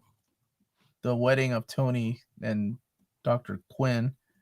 Medicine Woman. X-Men Red by Al Ewing 4. X-Men by Jerry Duggan 5. There's a lot of X titles this time around. Tons. Wolverine by Percy Volume 7. And Ultimate Invasion Treasury Edition. This collects the 4-issue mini, but it is going to be released in one of these big book formats, not a trade paperback or an oversized hardcover. And 176 pages, $34.99. Doctor Strange by Jed McKay Volume 2. Blade Volume 1, which some of the viewers were saying was really good, so I can't wait to check it out. Brian Hill. Oh, he's the guy that wrote Stephanie Brown, Batgirl. I like that book. Moon Knight Volume 5, The Last Days of Moon Knight, and Moon Knight City of the Dead. Captain America by Straczynski Volume 1, Stand. And Star Wars Dark Droids, which is the new saga, and because Star Wars 7 Dark Droids is also coming out. Spider-Gwen Ghost Spider, Modern Epic Collection. Astonishing X-Men is the Modern Epic Collection Volume 1. And Daredevil Modern Era Epic Volume 2 Underboss. Lots of epics too, Curtis. You got to be in heaven. Yeah. Fantastic Four Epic Collection Volume 24. And reprints of Star Wars Legends Epic, Rise of the Sith, and The Empire, Volume 1. Carnage with Toxin, not collected for the first time in a trade paperback. Volume 3, and Daredevil Epic Collection, Woman Called Widow. And Amazing Spider-Man, Volume 5. This is what they mixed up with the Wolverine Epic. This is the because Yeah, it's got the same that's the thing. one. Yeah, so Wolverine Epic Copy Volume paste. 14. There should be one more to wrap up this era of Wolvie, if I'm not mistaken. Because you and I kind of mapped That's that I out. think The Daniel Way six- era. 6 Epic collections and 4 Epic collection reprints in one catalog. That's pretty. That's amazing. And a thickie. They're Deadpool verse, Deadpool core. And then we have some Marvelverse books, Wonder Man and Mary Jane, as well as Strange Academy. It's getting a graphic novel because these all came out in graphic novel format, by the way. These did not come out in a trade paperback. And then there was one oversized hardcover, but I haven't seen mention of any more, so I don't know what's going on. Mighty Marvel Masterworks, Captain America Volume 3. So the question, ladies first, what is the one book you're most excited for? I think, and now I'm nervous because now you said Peter might not like it, but I've been waiting for it to be collected to read the new Jean Grey Wheezy story. So I'm excited for that because I haven't read it yet, but maybe it's not so great. But I've been looking forward to that since it got announced. And since it is kind of a mini, I've just been waiting for it to be in a trade before reading it. But I like when Jean gets standalone stories. I think she functions well kind of away from teams. So I'm really excited to read it, but we'll see. Okay. No, and you know what? Maybe I'm misquoting Peter, but I could have sworn it was either this one, maybe it might have been Anna Senti's book that he was talking about. Peter hates a lot of stuff I love. Yeah, It's but all- you like a lot of bad stuff too, though, Jeff. That's what I was gonna say. I feel like Peter and I agree on a lot, which makes me nervous. I'm like, oh no, am I gonna hate it? I tried to help you there, but okay. But Peter see. also hates I mean- a lot of stuff I love too. So, and I like. All I know is we click on like New Mutants and stuff. So hopefully this is just something that we disagree on, and it's a good book. Okay. Jess, what about you, buddy? How in the world did Curtis get at the bottom? There you go. It doesn't really matter. We're all on shuffle. I think either I'm trying to think that Star Wars Omni, the second one that has Heir to the Empire in it, that one. Oh yeah. Dark Empire. Yeah, That's going to be a good omnibus. Got the There's a lot. trilogy. There's the Thrawn stuff, and the Dark Empire trilogy all together is pretty cool. Yeah, and that one, and I'm excited. Max keeps telling me Children of the Vault is so good. That was right below the controversial Jean Grey book. Controversial, Gene.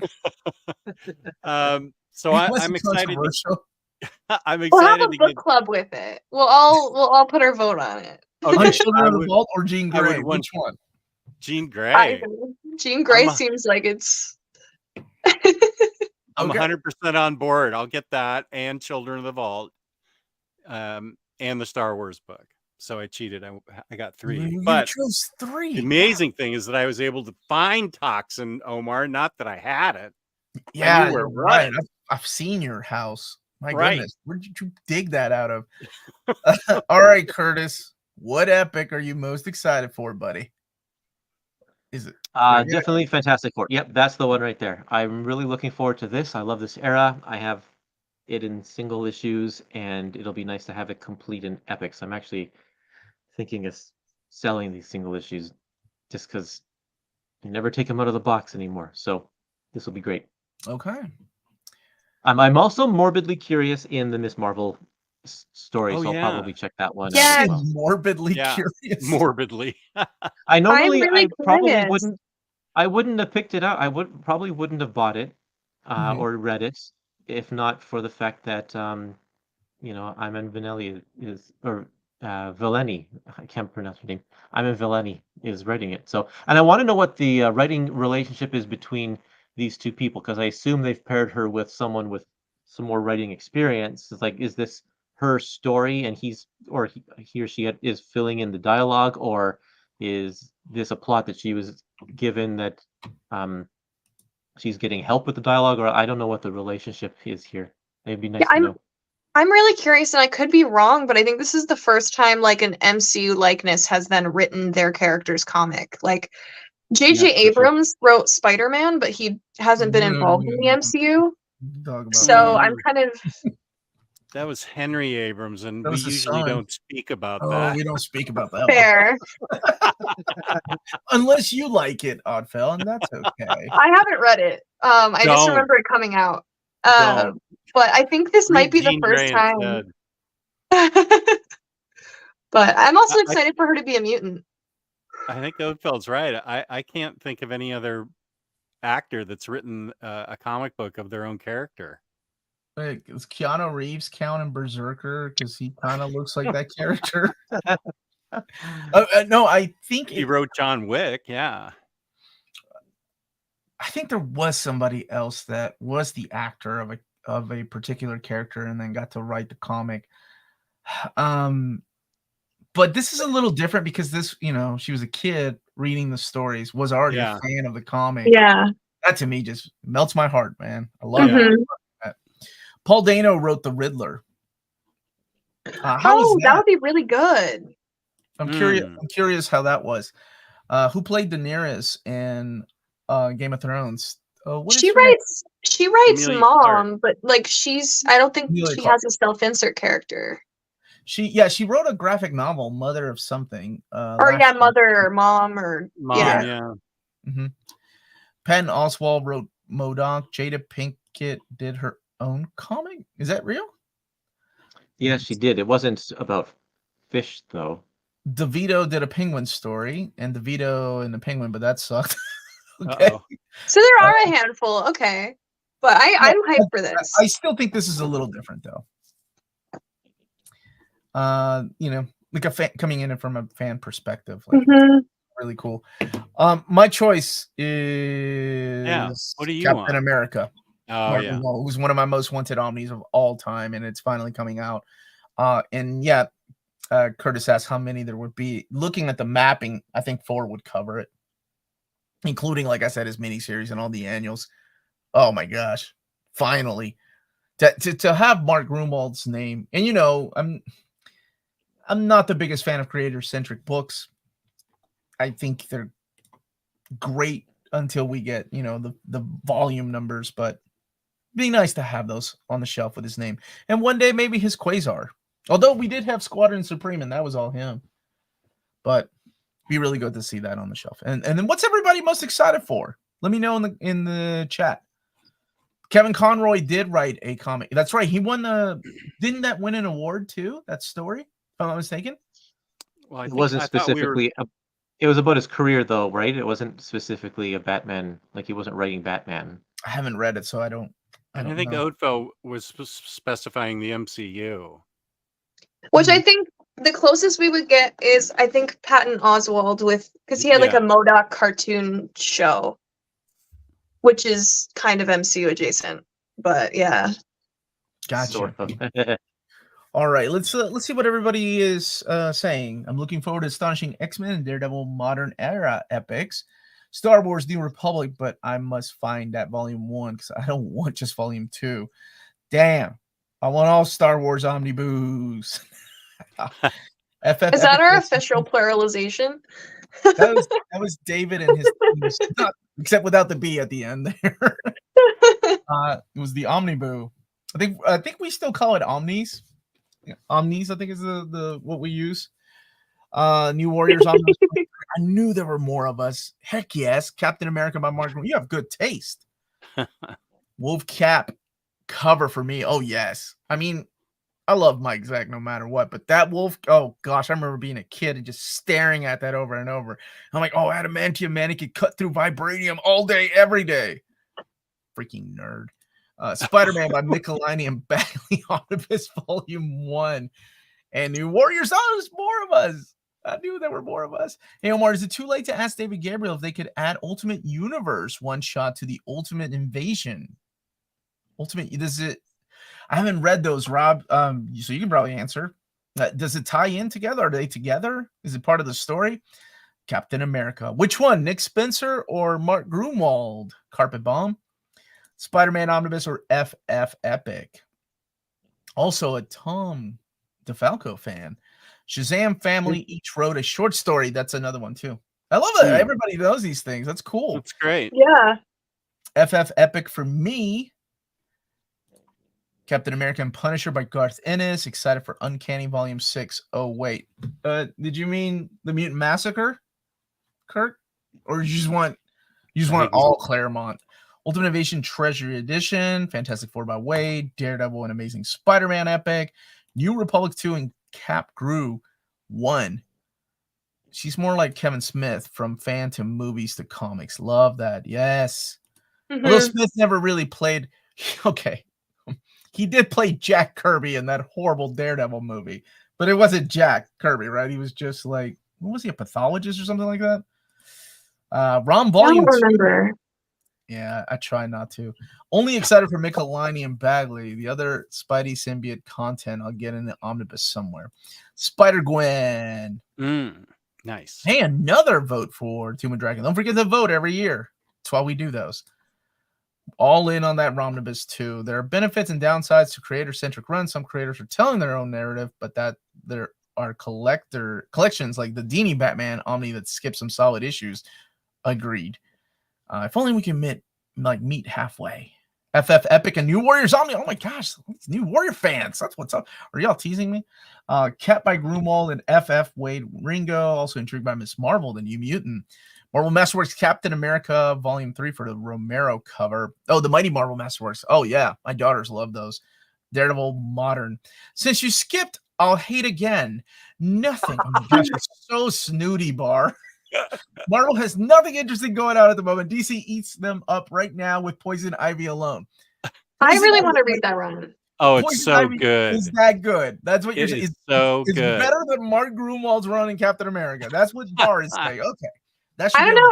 Ivy's pretty great. I don't know. It is so good. You will dig it. I haven't gotten to read it in a while, but I saw it's finally out in trade, so I'm like, it's my time. Is it better than Spider-Man Loves Mary Jane? Depends on the audience I'm reading it to.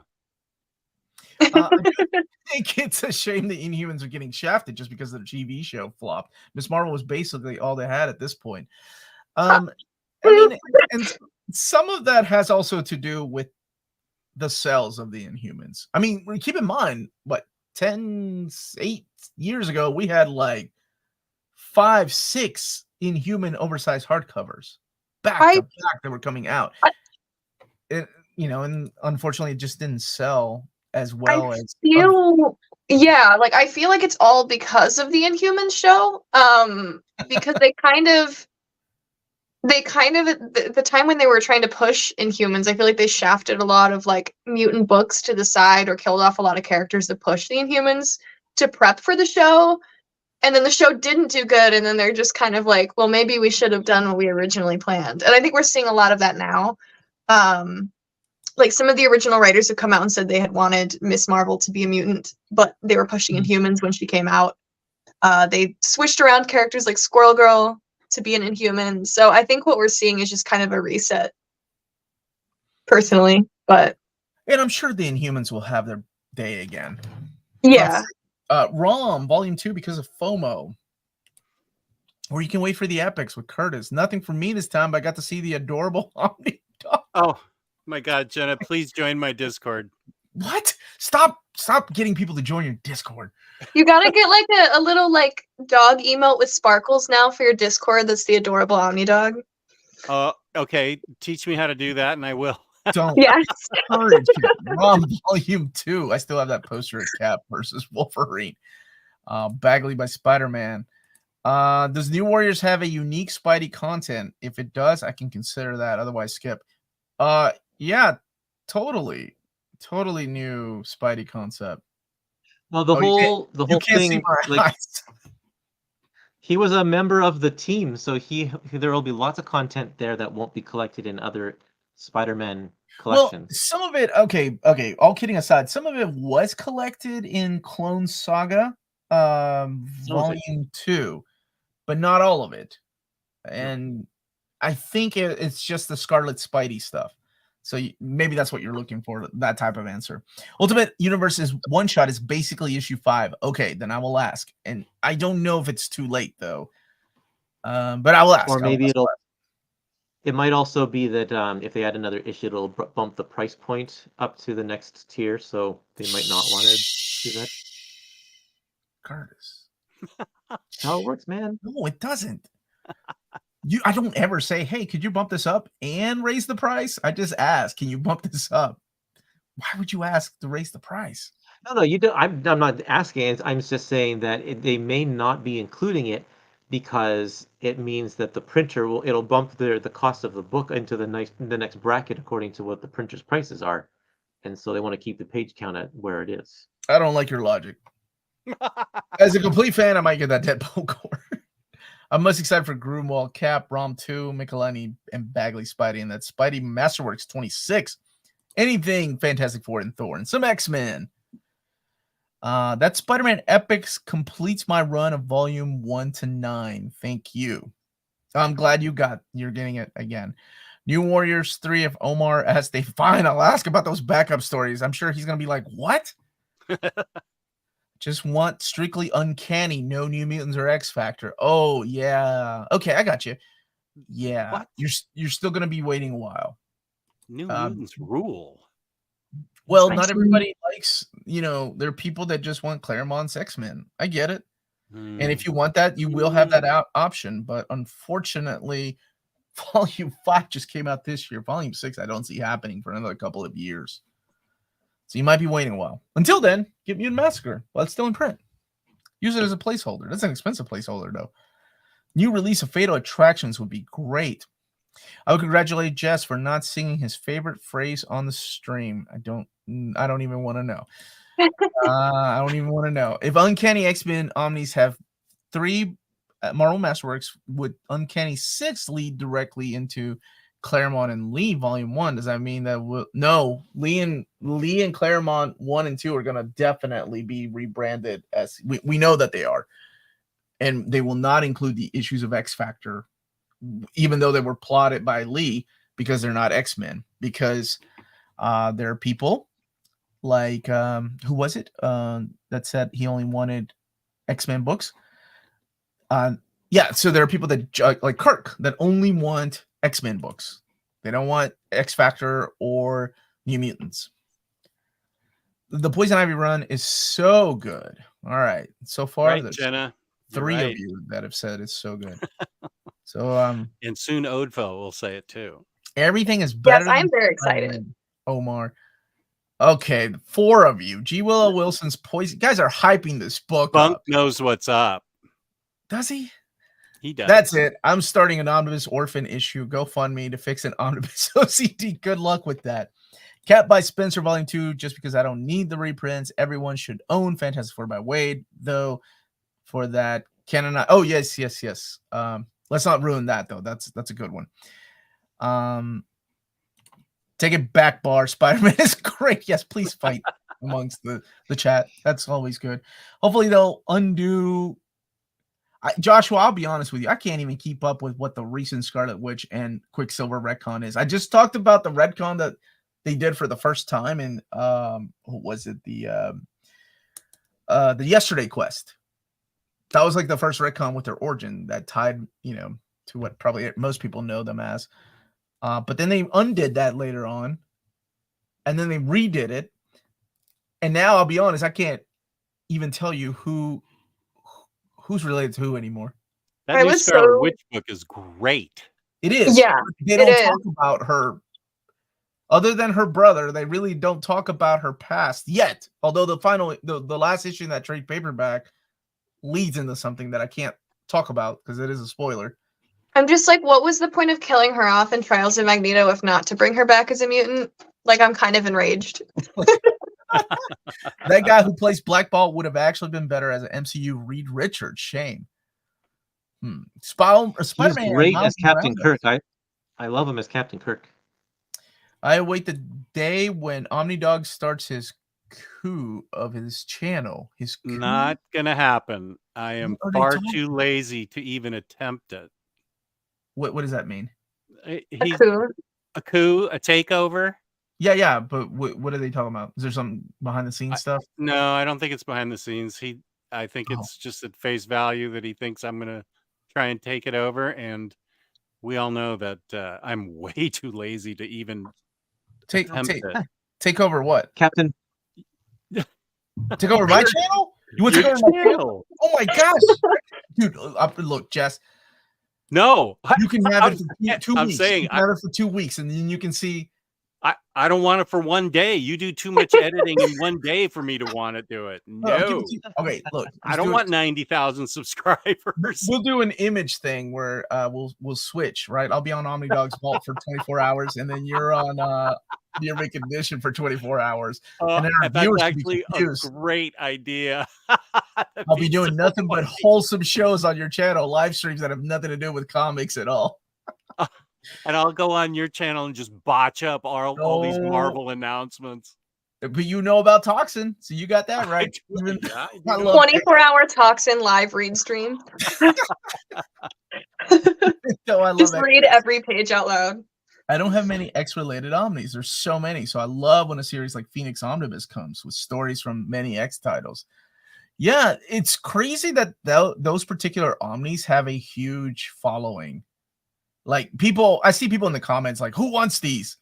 And I honestly don't know the answer, but I can tell you there's a whole Twitter feed about people being excited about like Phoenix Volume 2 dropping. Like, because I'm the same way, right? Like, I'm the type of collector that wants everything. I don't need the Phoenix stuff. That stuff's already been collected in Uncanny X-Men and future volumes of X Factor. But there are people that just follow particular characters, people that are not obsessed, but like people that just love Jean or the Phoenix or Rachel and just want those stories. I didn't know those people existed until I went on Twitter and I'm like, oh, this is where you all hang out. That's pretty cool because all the comments I would see would be the same thing that I would say. Who the heck would want this?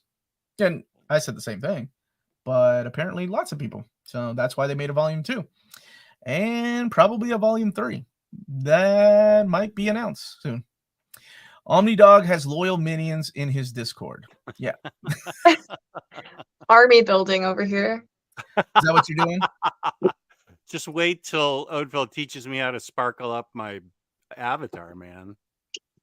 Sparkle up your avatar. The adorable OmniDog. I got a brand now. Oh my god. Amalgam of Uncanny OmniDog and the adorable Omar. It's been a while since I've been called adorable. I think you're onto something with that idea, Omar. Sorry, can you explain that, Joe, for people like me who don't know the history of Image? Oh, yeah. Sorry. Here, let me remove this. In the 90s, they did this little gimmicky thing that I loved where the creators switched titles for a month. So like Mark Silvestri was on the pages of, what did he do? Spawn. Tom McFarlane went over to Cyberforce. Jim Lee did, what was it that Jim Lee did? Was it Savage Dragon? I think. Larson. Anyway, all 7 of the, no, I'm sorry, 6, because I don't think Wills was back from during that time. So 6 creators switched titles. Now, of course, it's funny because like when things get reprinted, like Larson does not want that issue that Jim Lee did reprinted. He's like, I'll just do mine. So they went back and like I think Larson actually redid that issue his way. Wow. Yes. Well, I mean, for him in particular, it's like he's done every single issue, right? Other Larson, than that one. yeah. Mm-hmm. Larson's written. So for him, to have that one blemish in an unbroken run of a creator-owned comic is probably important to him. I think he'd probably want to redo that one. Yeah, or at least collect that issue of Wildcats. That's what he did. He did the issue of Wildcats, in the collection. So I don't know what they'll end up doing. Yeah. I don't even know if I own a coat and tie anymore to do announcements on your channel. You want to do announcements on my channel? Well, yeah. If we don't own a coat and tie. I'm not going to let you do the announcements. Then David's going to be like, who the heck is this guy? This is perfect. Yeah, and you can take over my channel and make it OmniDog After Dark like you've always wanted. Make it your like April Fool's Day, just all swap.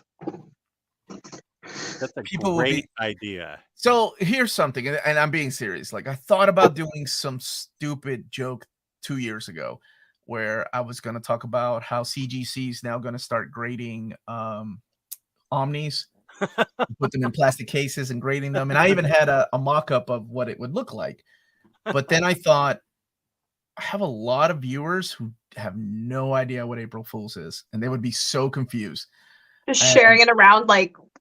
yeah, and the last thing I want is for this to come back to me like 2 months from now with CGC. Like, what is this? Where did you get this mock-up? Man, it was a joke. Chill, dude. Well, I know April Fool's exists in Israel because Bar pranked me on April Fool's on one of my shows live. What did she say?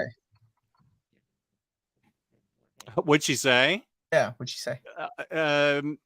Something about some anti-Harley Quinn stuff, that she was tired of it.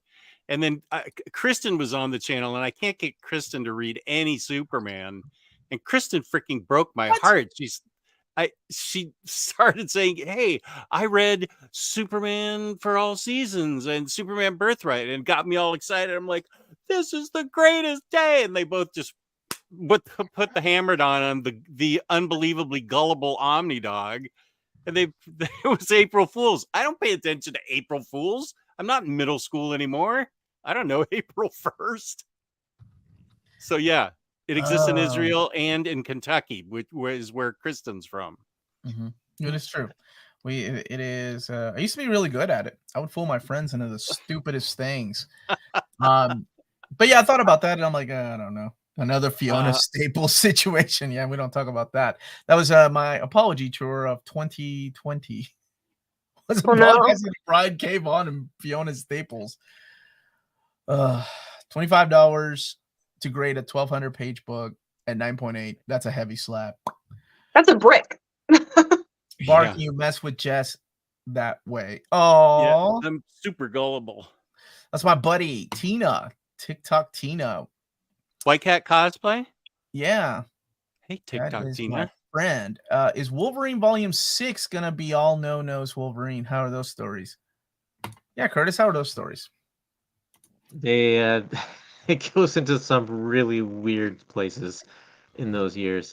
I think fans who read them in that era will like them the best, but they don't hold up, especially to Hama's earlier stories, that's for sure. Okay. I think he gets too involved with, like, what's the lawyers, the law firm, Landu, Luckman, and Lake. Luckman Lake. And yeah, and just some weird. It gets pretty bizarre. I didn't like it. I didn't like it so much I quit reading comics. It was not even Larry Hama can make me interested in No-Nos Wolverine. It would be Volume 6. There were some good things, right? Like, I mean, trying to get his humanity back, teaming up with Elektra. But I feel like even the artist and Larry Hama were like, this is dumb. Let's just say his regeneration starts making him human again. And it happened, right? Like, I think it wasn't really explained. By the time you get to like Operation Zero Tolerance, he's kind of human already again. And only a few artists were drawing him with that mask, that red mask that he put on during the Onslaught saga. People forget that others can be fans of only a character or storylines instead of the wider franchise as a whole. Absolutely. We just had Kirk here that only wants X-Men. He doesn't want New Mutants, and he doesn't want X-Factor. And I get that. I had friends that only would get X-Men, and I'm like, you're missing out on the Mutant Massacre, man. It's amazing. Youngblood. Yeah, Liefeld switched with, was it Jim Valentino? So Shadowhawk. He worked on Shadowhawk.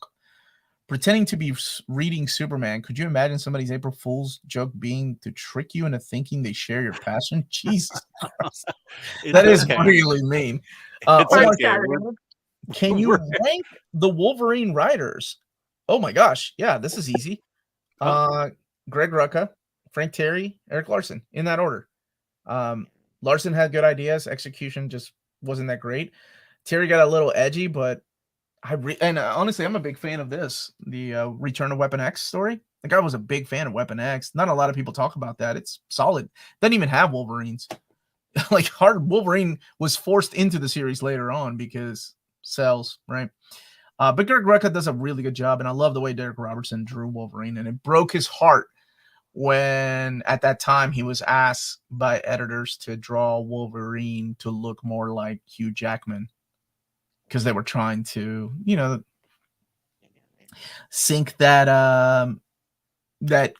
the corporate syncing, right, of like movie and comics to bring it all together. And the way he drew Wolverine, like he did a lot of research of like what would somebody's body really look like if their skeleton weighed so much, right? Because it's metal skeleton, and it was really cool to see his take. And then, doesn't look anything like that on the cover though. But I really like that series. It's really underrated, and I love the Amano Elektra and Wolverine book. It's so good. So good. Yeah. Oh my gosh, I love his art Redeemer. so much. Which one? The Redeemer. Yoshitaka Amano. It's like it's almost like a prose, but it's got Yoshitaka Amano's artwork and it's I don't think I know it. Oversized hardcover. It's in that Toxin trade paperback. It's like, and if you get it individually, it's like those individual issues where they almost have a square spine. They're not just stapled, because I have the 4 individual, and they're like just thick enough that they're not stapled. They're like actually like little square spine ones. They're really nice. Square bound. Mm-hmm. Yeah, so Cool. that's a really good one. So good question. So yeah, I big fan of Rucka. Don't forget Daniel Way, the most important Wolverine writer of the 2000s. No, like, it's funny when I do. So in my overviews, I stay neutral, right? And I'm like, if you really want my opinion, just come to the Saturday chat or do one of these solicitations live stream. I don't mind sharing my opinion here. And there are times, dude, that I have like it's so hard to stay neutral when I hate a story so much. So anyway, here's Wolverine doing something really stupid and out of character. Then I have to edit that. And it's so hard to like back off my love of something. And sometimes I can't help it. I'm like, you know what? Screw it. I love this story. Let me tell you why. But so I think there's a group of people that have no idea how much I don't like certain writers or certain storylines. That's going to be the best part of the April Fool's joke, is that I'm going to be just for 24 hours just sweating and swearing over editing videos, and you're going to be here sitting in a big chair with your feet up, with a beer in your hand and a cigar, going, "This is great. I'm going to make a video someday." Is that how you picture me? That's how I picture you in my position. Your because position? I hardly ever make videos because I'm so lazy. That's a mood. I filmed so many videos, and then I just don't want to edit them, so they just go to like a file folder graveyard of things I need to edit. I wish I had a graveyard. Wasn't that around the same time Spider-Man had his webbings come out of his wrist? Yes, that was in oh my gosh, what was that storyline called? It was Paul Jenkins, the Man Spider. Yeah, it was awful. I wasn't the biggest fan of that. Was that disassembled? The disassembled era? Yeah, right around that era. And then in the other, they kind of changed his powers again. Omar, you have so many pranks you could actually make people believe on April Fool. Yeah, that's my problem, right? If I do it, like, people might believe it. And then I hate to break people's heart. Like, you saw how Jess's heart got broken when a friend of his said all they did was say they read Superman, and that hurts, man. I don't know if what's worse though, that or you're giving somebody like old reader, new reader, where I read these stories and I'm like so excited to talk about like the Dark Phoenix saga, and my co-hosts are like, yeah, this is bad. And I'm like, what? Or what was the other one we did just recently? Daredevil Born Again, which, while it's not my favorite Daredevil story, it's definitely in the top 3. It's an amazing story. But both of them were like, yeah, it's just too wordy. It's not that good. Man, I don't know what's worse. Or my wife telling me she didn't like Starman. Oh, I told her she's got 2 more strikes and that's it. 2 more strikes and that's it. You're done. You're out. Go read Harley Quinn and Poison Ivy with Bar. Don't like Starman. What the heck?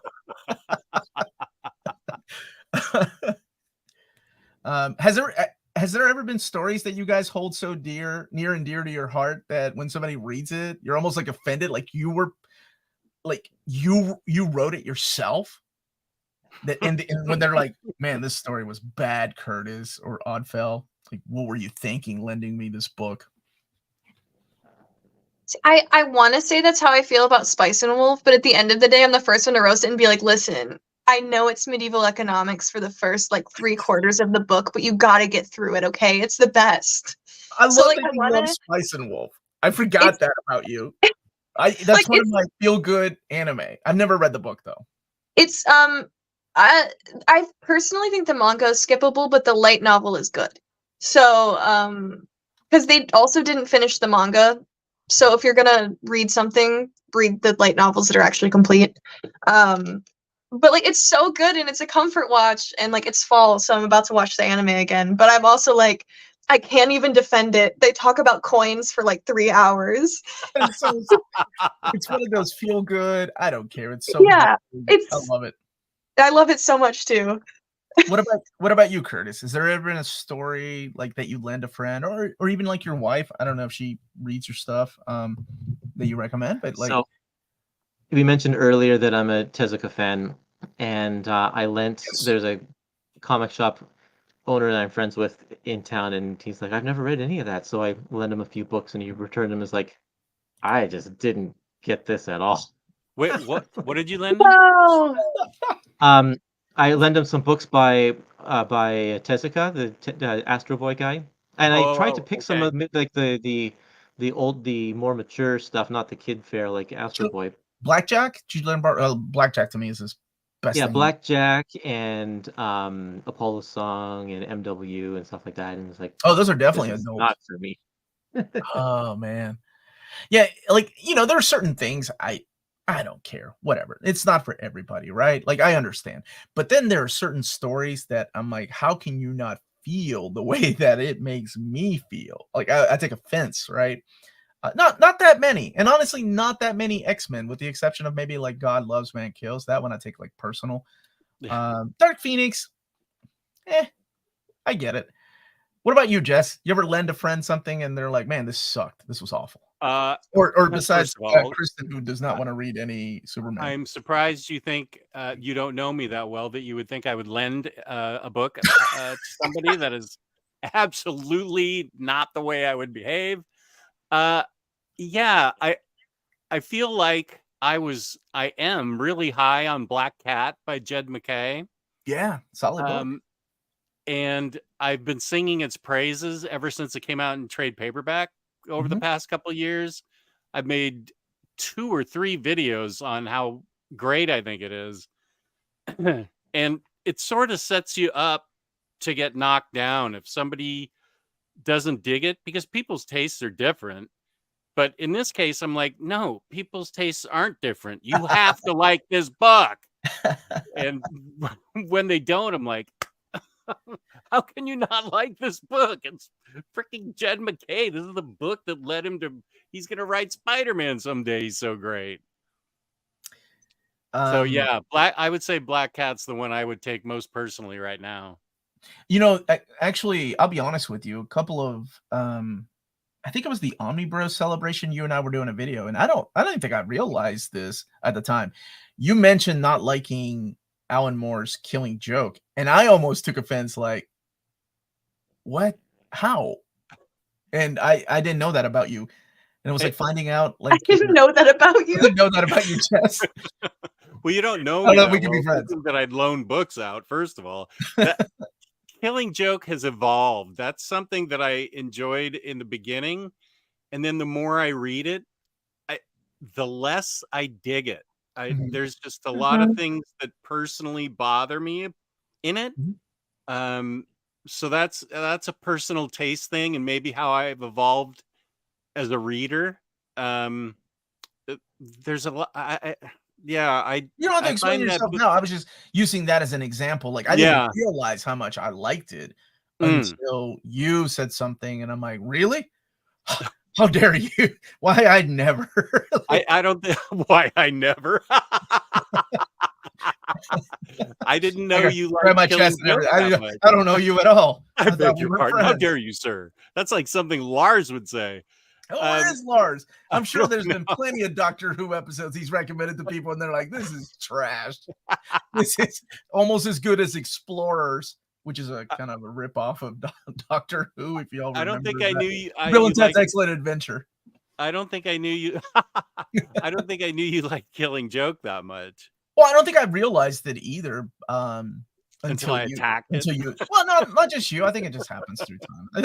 Really, like I think there's certain stories that you hold near and dear, and then when somebody doesn't enjoy it, you're like, how are we even friends? Here's something from Jeff. Thank you for the super chat. People who don't like Legion of Superheroes disappoint and upset me. He must I'm be with talking you, Jeff. about Bendis's Legion of Superheroes. I'm sure that's what he's talking about. I'm with you, Jeff. Legion of Superheroes is a superhero comics on the hardest setting. Legion of Superheroes, I got you. I love really bad, cheesy movies, but no one else here does. No matter how many times I try to convert them. Birdemic. I remember that. Oh, Birdemic's awesome. Oh, Birdemic is a 10 out of 10 film. I like crappy movies too, but you have to Same. realize that they're crappy, right? Like, Oh yeah. Attack of the Killer Tomatoes, and I I- remember like what the heck? I was doing a video just recently, and I mentioned Attack Samurai of the Killer Tomatoes Cop. and Frankenhooker, like all these movies that I would rent on VHS. I knew they were going to be awful. Samurai Cop got a sequel. It's Dude, so Samurai great. Cop is. I feel like the sequel of Samurai Cop, though, they knew they were in on the joke by then, so it kind of Yeah. loses that magic, right? Part of you still believes that Samurai Cop might be a group of dudes that don't know they're really bad at doing what they're doing, which My was the movie- beauty of that. And what was the guy, and what's his name? James Franco made a movie about Oh, it. The Room. Right, like the beauty of The Room Oh was my the guy God. didn't know he was bad, right? But then they made Yeah. a movie about the guy, and The it's like, disaster artist. right. And I was like, what's the point? That like loses the joke. Like, anyway. Yeah, like The Room is such a bad movie. It almost feels Uncanny Valley. Like, Oh my It gosh, is- it's so good. I want to. The night I've seen The Room probably 20 times with my movie buddy, and I keep threatening to wear a tux and bring a football to the next screening, and she and I are going to toss a football around for no reason at all, just like in the movie. Yeah, there's He- some friends of mine that we always greet each other. Oh, hi, Mark. Oh, hi, that's Mom. yeah. I was at LA Comic-Con and he just had a merch table there, and he was just like Tommy Wiseau was just He was there. there? He was just there. I thought it was just some guy selling Tommy Wiseau merch, and then like I saw him taking photos, and he had like 30 belts on his pants and like sunglasses, and I'm like, wait, is that Tommy Wiseau? And he was just there selling stuff. So like I now own like too many Tommy Wiseau things because I was like, Oh my this is gosh, so. I was like, this is so ridiculous. I have to go buy stuff. Like, I have to see all of that. I know he has his own line of underwear. What? yes, I have some. That's so great. You bought his I thought you were underwear. joking until she said I have some. No, yeah. No, they're like it's an men's like ad. boxers. Like, they see Tommy Wiseau on the waistband. Yeah, Well, I've okay. always wanted a pair. Oh my That's god. definitely a different topic. Ødfel and I are friends for life. Speaking of Yes. reading, So When- much merch. I still have some of Maddie's graphic novels, but she has my Lunar Silver Story from 5 years ago. Dude, you still have my Berserks. Remember, you got to read those. Why do people Patina. act different in person over online or text? I don't know. I've met Ødfel and I've met Jess, and they act exactly how they act here. I'm glad. I'm pretty sure they can attest that I also act the same way in real life. Yes. There is no off and on switch for me. Yeah. Although my I'm texter- less vulgar online because there are kids that watch my show. So I try not to curse, although it slips out from time to time. You taught me some curse words on Omnibus. I can tell you that. Yeah, taught you some awesome terminology, brother. Yeah. I am very filtered in text, but I can freely flow my thoughts in person and FaceTime. I also felt the pain when Hannah told me she didn't like Paper Girls. Yeah, it's her buddy Hannah. She did not like Paper Girls. Like the I like TV Paper show Girls. or the No, I comic. think it's the books. The book is great. I don't know Hannah, but I know Barr is still in pain over it. Yeah. So what is cursing in life? It's funny when people ask me why don't I curse anymore, and I remember the moment, and it was 3 years ago during a live stream, because I've been doing the Saturday live streams for so long now, that one of my viewers said, "Hey, I'm sitting here with my kid, and I love your stuff, man," and he's a fan. And I didn't realize his kid was that young. His kid was only like 5 or 6. And he was like, it would be really cool, dude, if if you could tone it down. And I think that's when my channel was starting to grow, and I'm like, yeah, I think it would be. I can watch my mouth. I've had kids. Like, I've had to work in the public school system, so. And it was really cool. Like this year I got interviewed by a class of 7th graders in That's New really York. cool. That was like I've done a lot of interviews on the channel, but that was like one of my favorite moments was having kids asking me about being on YouTube. That was adorable. That's really cool. Unlike That is cool. that is the right word. Did you teach him the words that you taught me? I did not. One of the kids got kicked out of class, and I was like, don't be too hard. I'll tell you why. I'll tell you here in a second. Yes, Unfiltered Omar is definitely on Patreon. Ask me anything. One of the kids got kicked out of class because he was asking a question about like his favorite YouTuber. He's like, "Are you allowed to say words like bleep and bleep?" Because my favorite YouTuber, because he was quoting his YouTuber, and I was like, and the teacher said, "Hold on one second." I'm gonna put a pause on that. Dude, she put me on mute and took the kid out, and I was like, "Aww." When she came back, I'm like, don't be so hard on him. Well, I know I'm not his favorite. 20 years ago. That was me 20-something years ago getting kicked out of class all the time, man. I know I'm not his favorite because I never say any of those words either. Man, yeah. Well, on my channel. First of all, I was like, what? Why would people want to return to school in a job? My wife's a teacher. She loves teaching, so I don't know.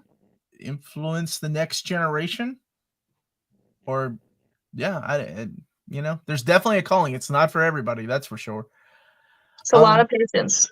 Ødfel, you're gonna have to investigate Neil Breen too at some point. He's another bizarro outsider, ultra low budget director, very much cut of the same cloth to Wazoo, and looks like I've seen Neil Breen movies. Well, wow, you really like bad movies. What are some of the titles that Neil Breen has done? I'm trying to remember because I can picture the actor and I know I've seen a couple of his films. The effects are very bad. Let me open a tab real quick and Google because I know I've seen a couple, but I'm blanking on the titles because they all just blend together since he always plays the main character. I love in Samurai Cop when they go to the cop's house and it's like some cul-de-sac neighborhood, and then his backyard is like the beach, this gorgeous cliff-ridden beach where he's got the girl and the champagne, and I'm like, hey, I know LA, and that's not what the kind of houses are that back up to the beach. So if you really like bad movies and you're a fan and realize they're bad movies, if you haven't seen Troll 2, that is a masterpiece. But better yet, watch Troll 2 and watch the documentary Best Worst Movie. Oh, you've been telling me about Troll 2 for a while. Best Worst Movie makes Troll 2 look so much better because it's a behind the scenes, like the things that were happening during the movie. Like one guy had just gotten out of an insane asylum and he was like, I wasn't really acting. I really wanted to kill the kid. Like interviewing the guy. Oh my god, dude, it is a masterpiece. Like the whole story about Troll 2 is great, right? It was an Italian film group that didn't know any English, came over to film. It wasn't even any troll in the movie. It's all goblins. Have y'all seen the movie that I'm talking about, Troll 2? I gotta now. Oh, guys, it's a masterpiece. Like, seriously, there's some amazing quotes in Troll 2. So the Neil Breen film I've seen is Faithful Findings, where he's like a hacker. Mm-hmm. Horrible effects. If you don't want to sit through a whole of like an entire movie of his, people have made like reviews of his films where they just kind of cut and discuss the worst bits, but definitely Neil Breen. Oh, I want to sit through the whole thing. Faithful Findings is quite atrocious. Oh, okay, good. I'll tell You're my in for a movie ride. buddy about that. Dude, I didn't know you like Samurai Cop. I love that movie. It's so awful. We used to have screenings of it at my house when I was younger. I had it on VHS until it wore out. Has it been released on DVD or Blu-ray? I feel like I have it on DVD for some reason. reason. Then I was gonna ask, who in the world would want it on Blu-ray? Well, Blu-ray, yeah, that's a good point. Watch Chicken Run 2, and how old were you when the first one came out? I was... The first Chicken one was good. I was in my early 20s when the first one came out. That's the one with Mel Brooks or Mel Gibson, right? Chicken Run? Yeah. I haven't seen Chicken Run 2. I never got the Rocky Horror Picture Show obsession. I get it.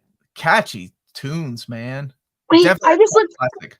Sorry, I grew up with Chicken Run, so I was like, wait, they made a sequel? It came out this year. What? Why did Chicken they make Run a 2? sequel? It says Chicken Run 2 2023. I was like, did I miss that as a kid? I never saw the sequel, but it says 2020. What? Okay, stop for a second. The Legend of Billie Jean is the best bad movie. No, it is not. That movie is a masterpiece. I love that movie. That's the one with what's her name from Supergirl? Helen Slater? Yeah, Helen Slater plays the main character. She plays Billie Jean. It's all about what's right. What is the quote? We quoted. Start writing these down. Okay, wait. My brother and I quote that movie a lot. Fair is fair. That's because they have all a country accent. Oh my gosh, I love that movie. Okay, and it's so got an amazing soundtrack too. Wait. What was that Billie Jean one? That's The Legend of Billie Jean. That's from like 1986, 87. Christian Slater's in it. The girl that does Lisa's voice is in it. And you can tell because she sounds just like Lisa. She's not voice acting when she plays Lisa on The Simpsons. Oh, yeah. I can't remember her name. Yes, Fair is Fair. I'm so glad somebody else remembers that movie.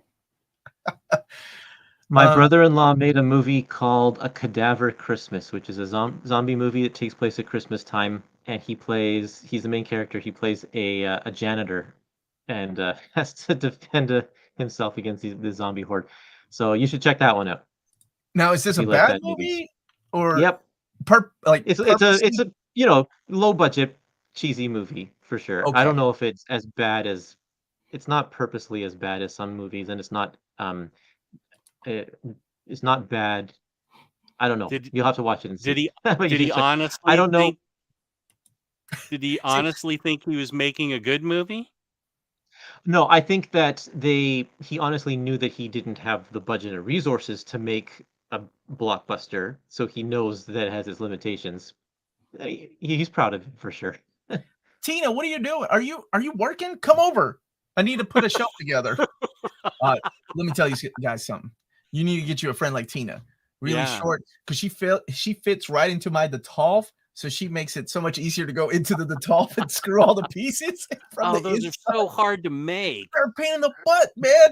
And now they've changed them. And by the way, there's this whole thing about some of the new Detolfs cracking and busting just out of the blue randomly because of the glass that they're using. You're at work being bad. Okay, we won't say anything. Oh my gosh! All the statues that you'd have displayed in the Detolf.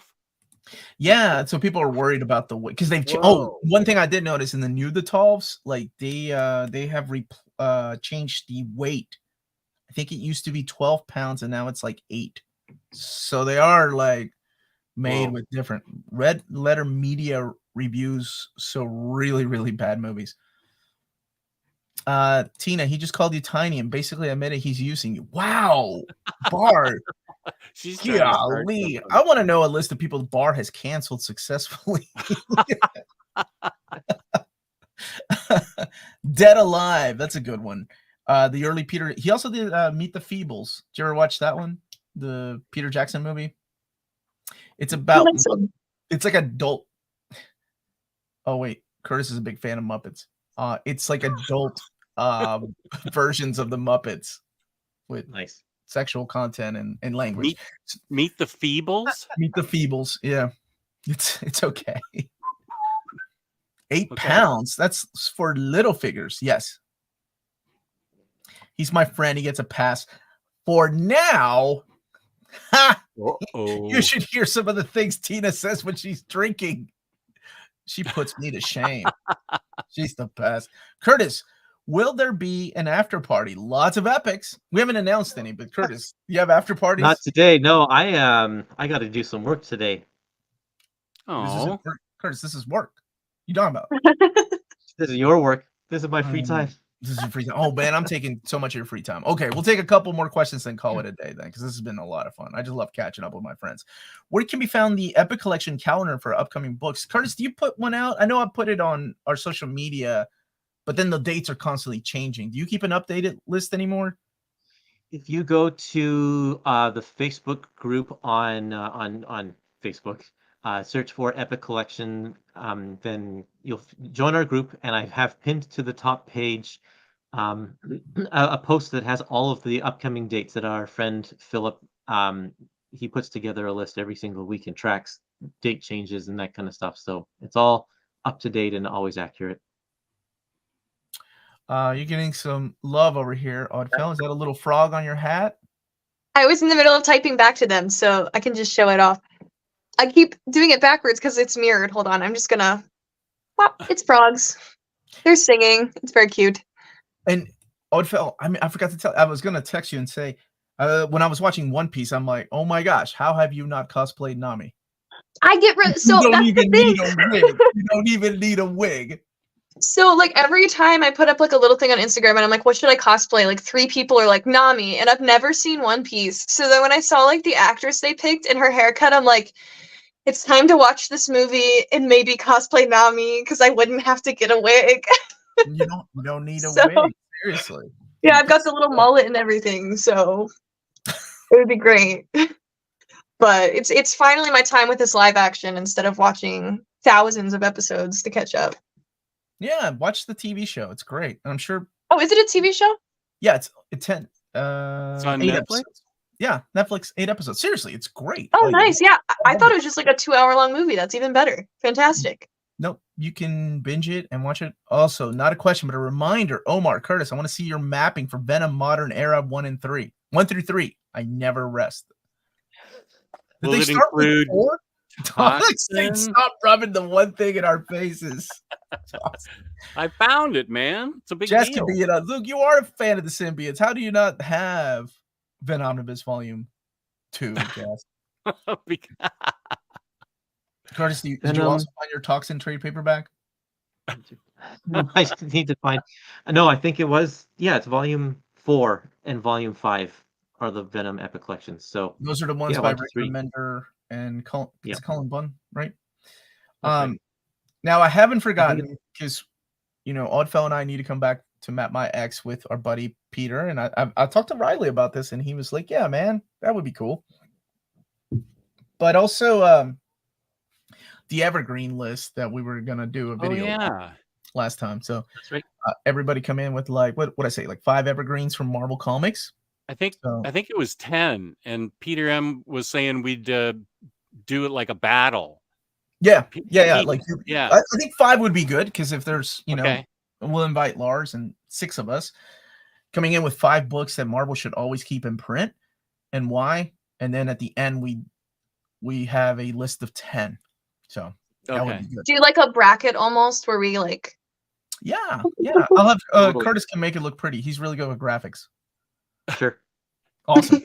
Yeah, Peter was all about it. He was very excited about the concept.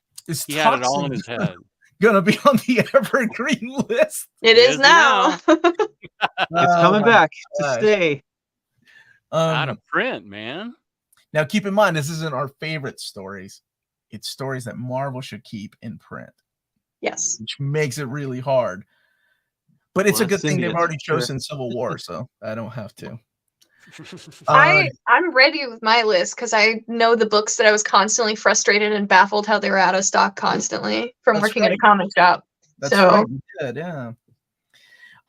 Okay, so thank you everybody for joining us. Hit that like button on the way out. Check out cheapgraphicnovels.com. They have books up to 50% off. And tell them, I thought he was calling you toxic. It's me. And tell them Near Mint Condition sent you their way for free shipping on your next order. And Jess, people are asking, when is your next stream? This Saturday at 1 p.m. with Omnicat, Kristen. And I'm not sure if I know October 1st is Sunday. That I know my hair is getting dyed pink by my daughter in October for Breast Cancer Awareness Month. Wow. And my 8,000th subscriber, but I don't know that it's happening this Sunday. It will happen in October, though. That's awesome. Well, good on you, buddy. Yeah. I can't wait to see. So yeah, round table. Where can people find you? Ødfel. Where are you hanging out today? So I am on Facebook, Instagram, and Twitter, all under Ødfel, with primarily cosplay content on those platforms. YouTube, I'll post occasionally old gaming streams as well as comic and action figure related content.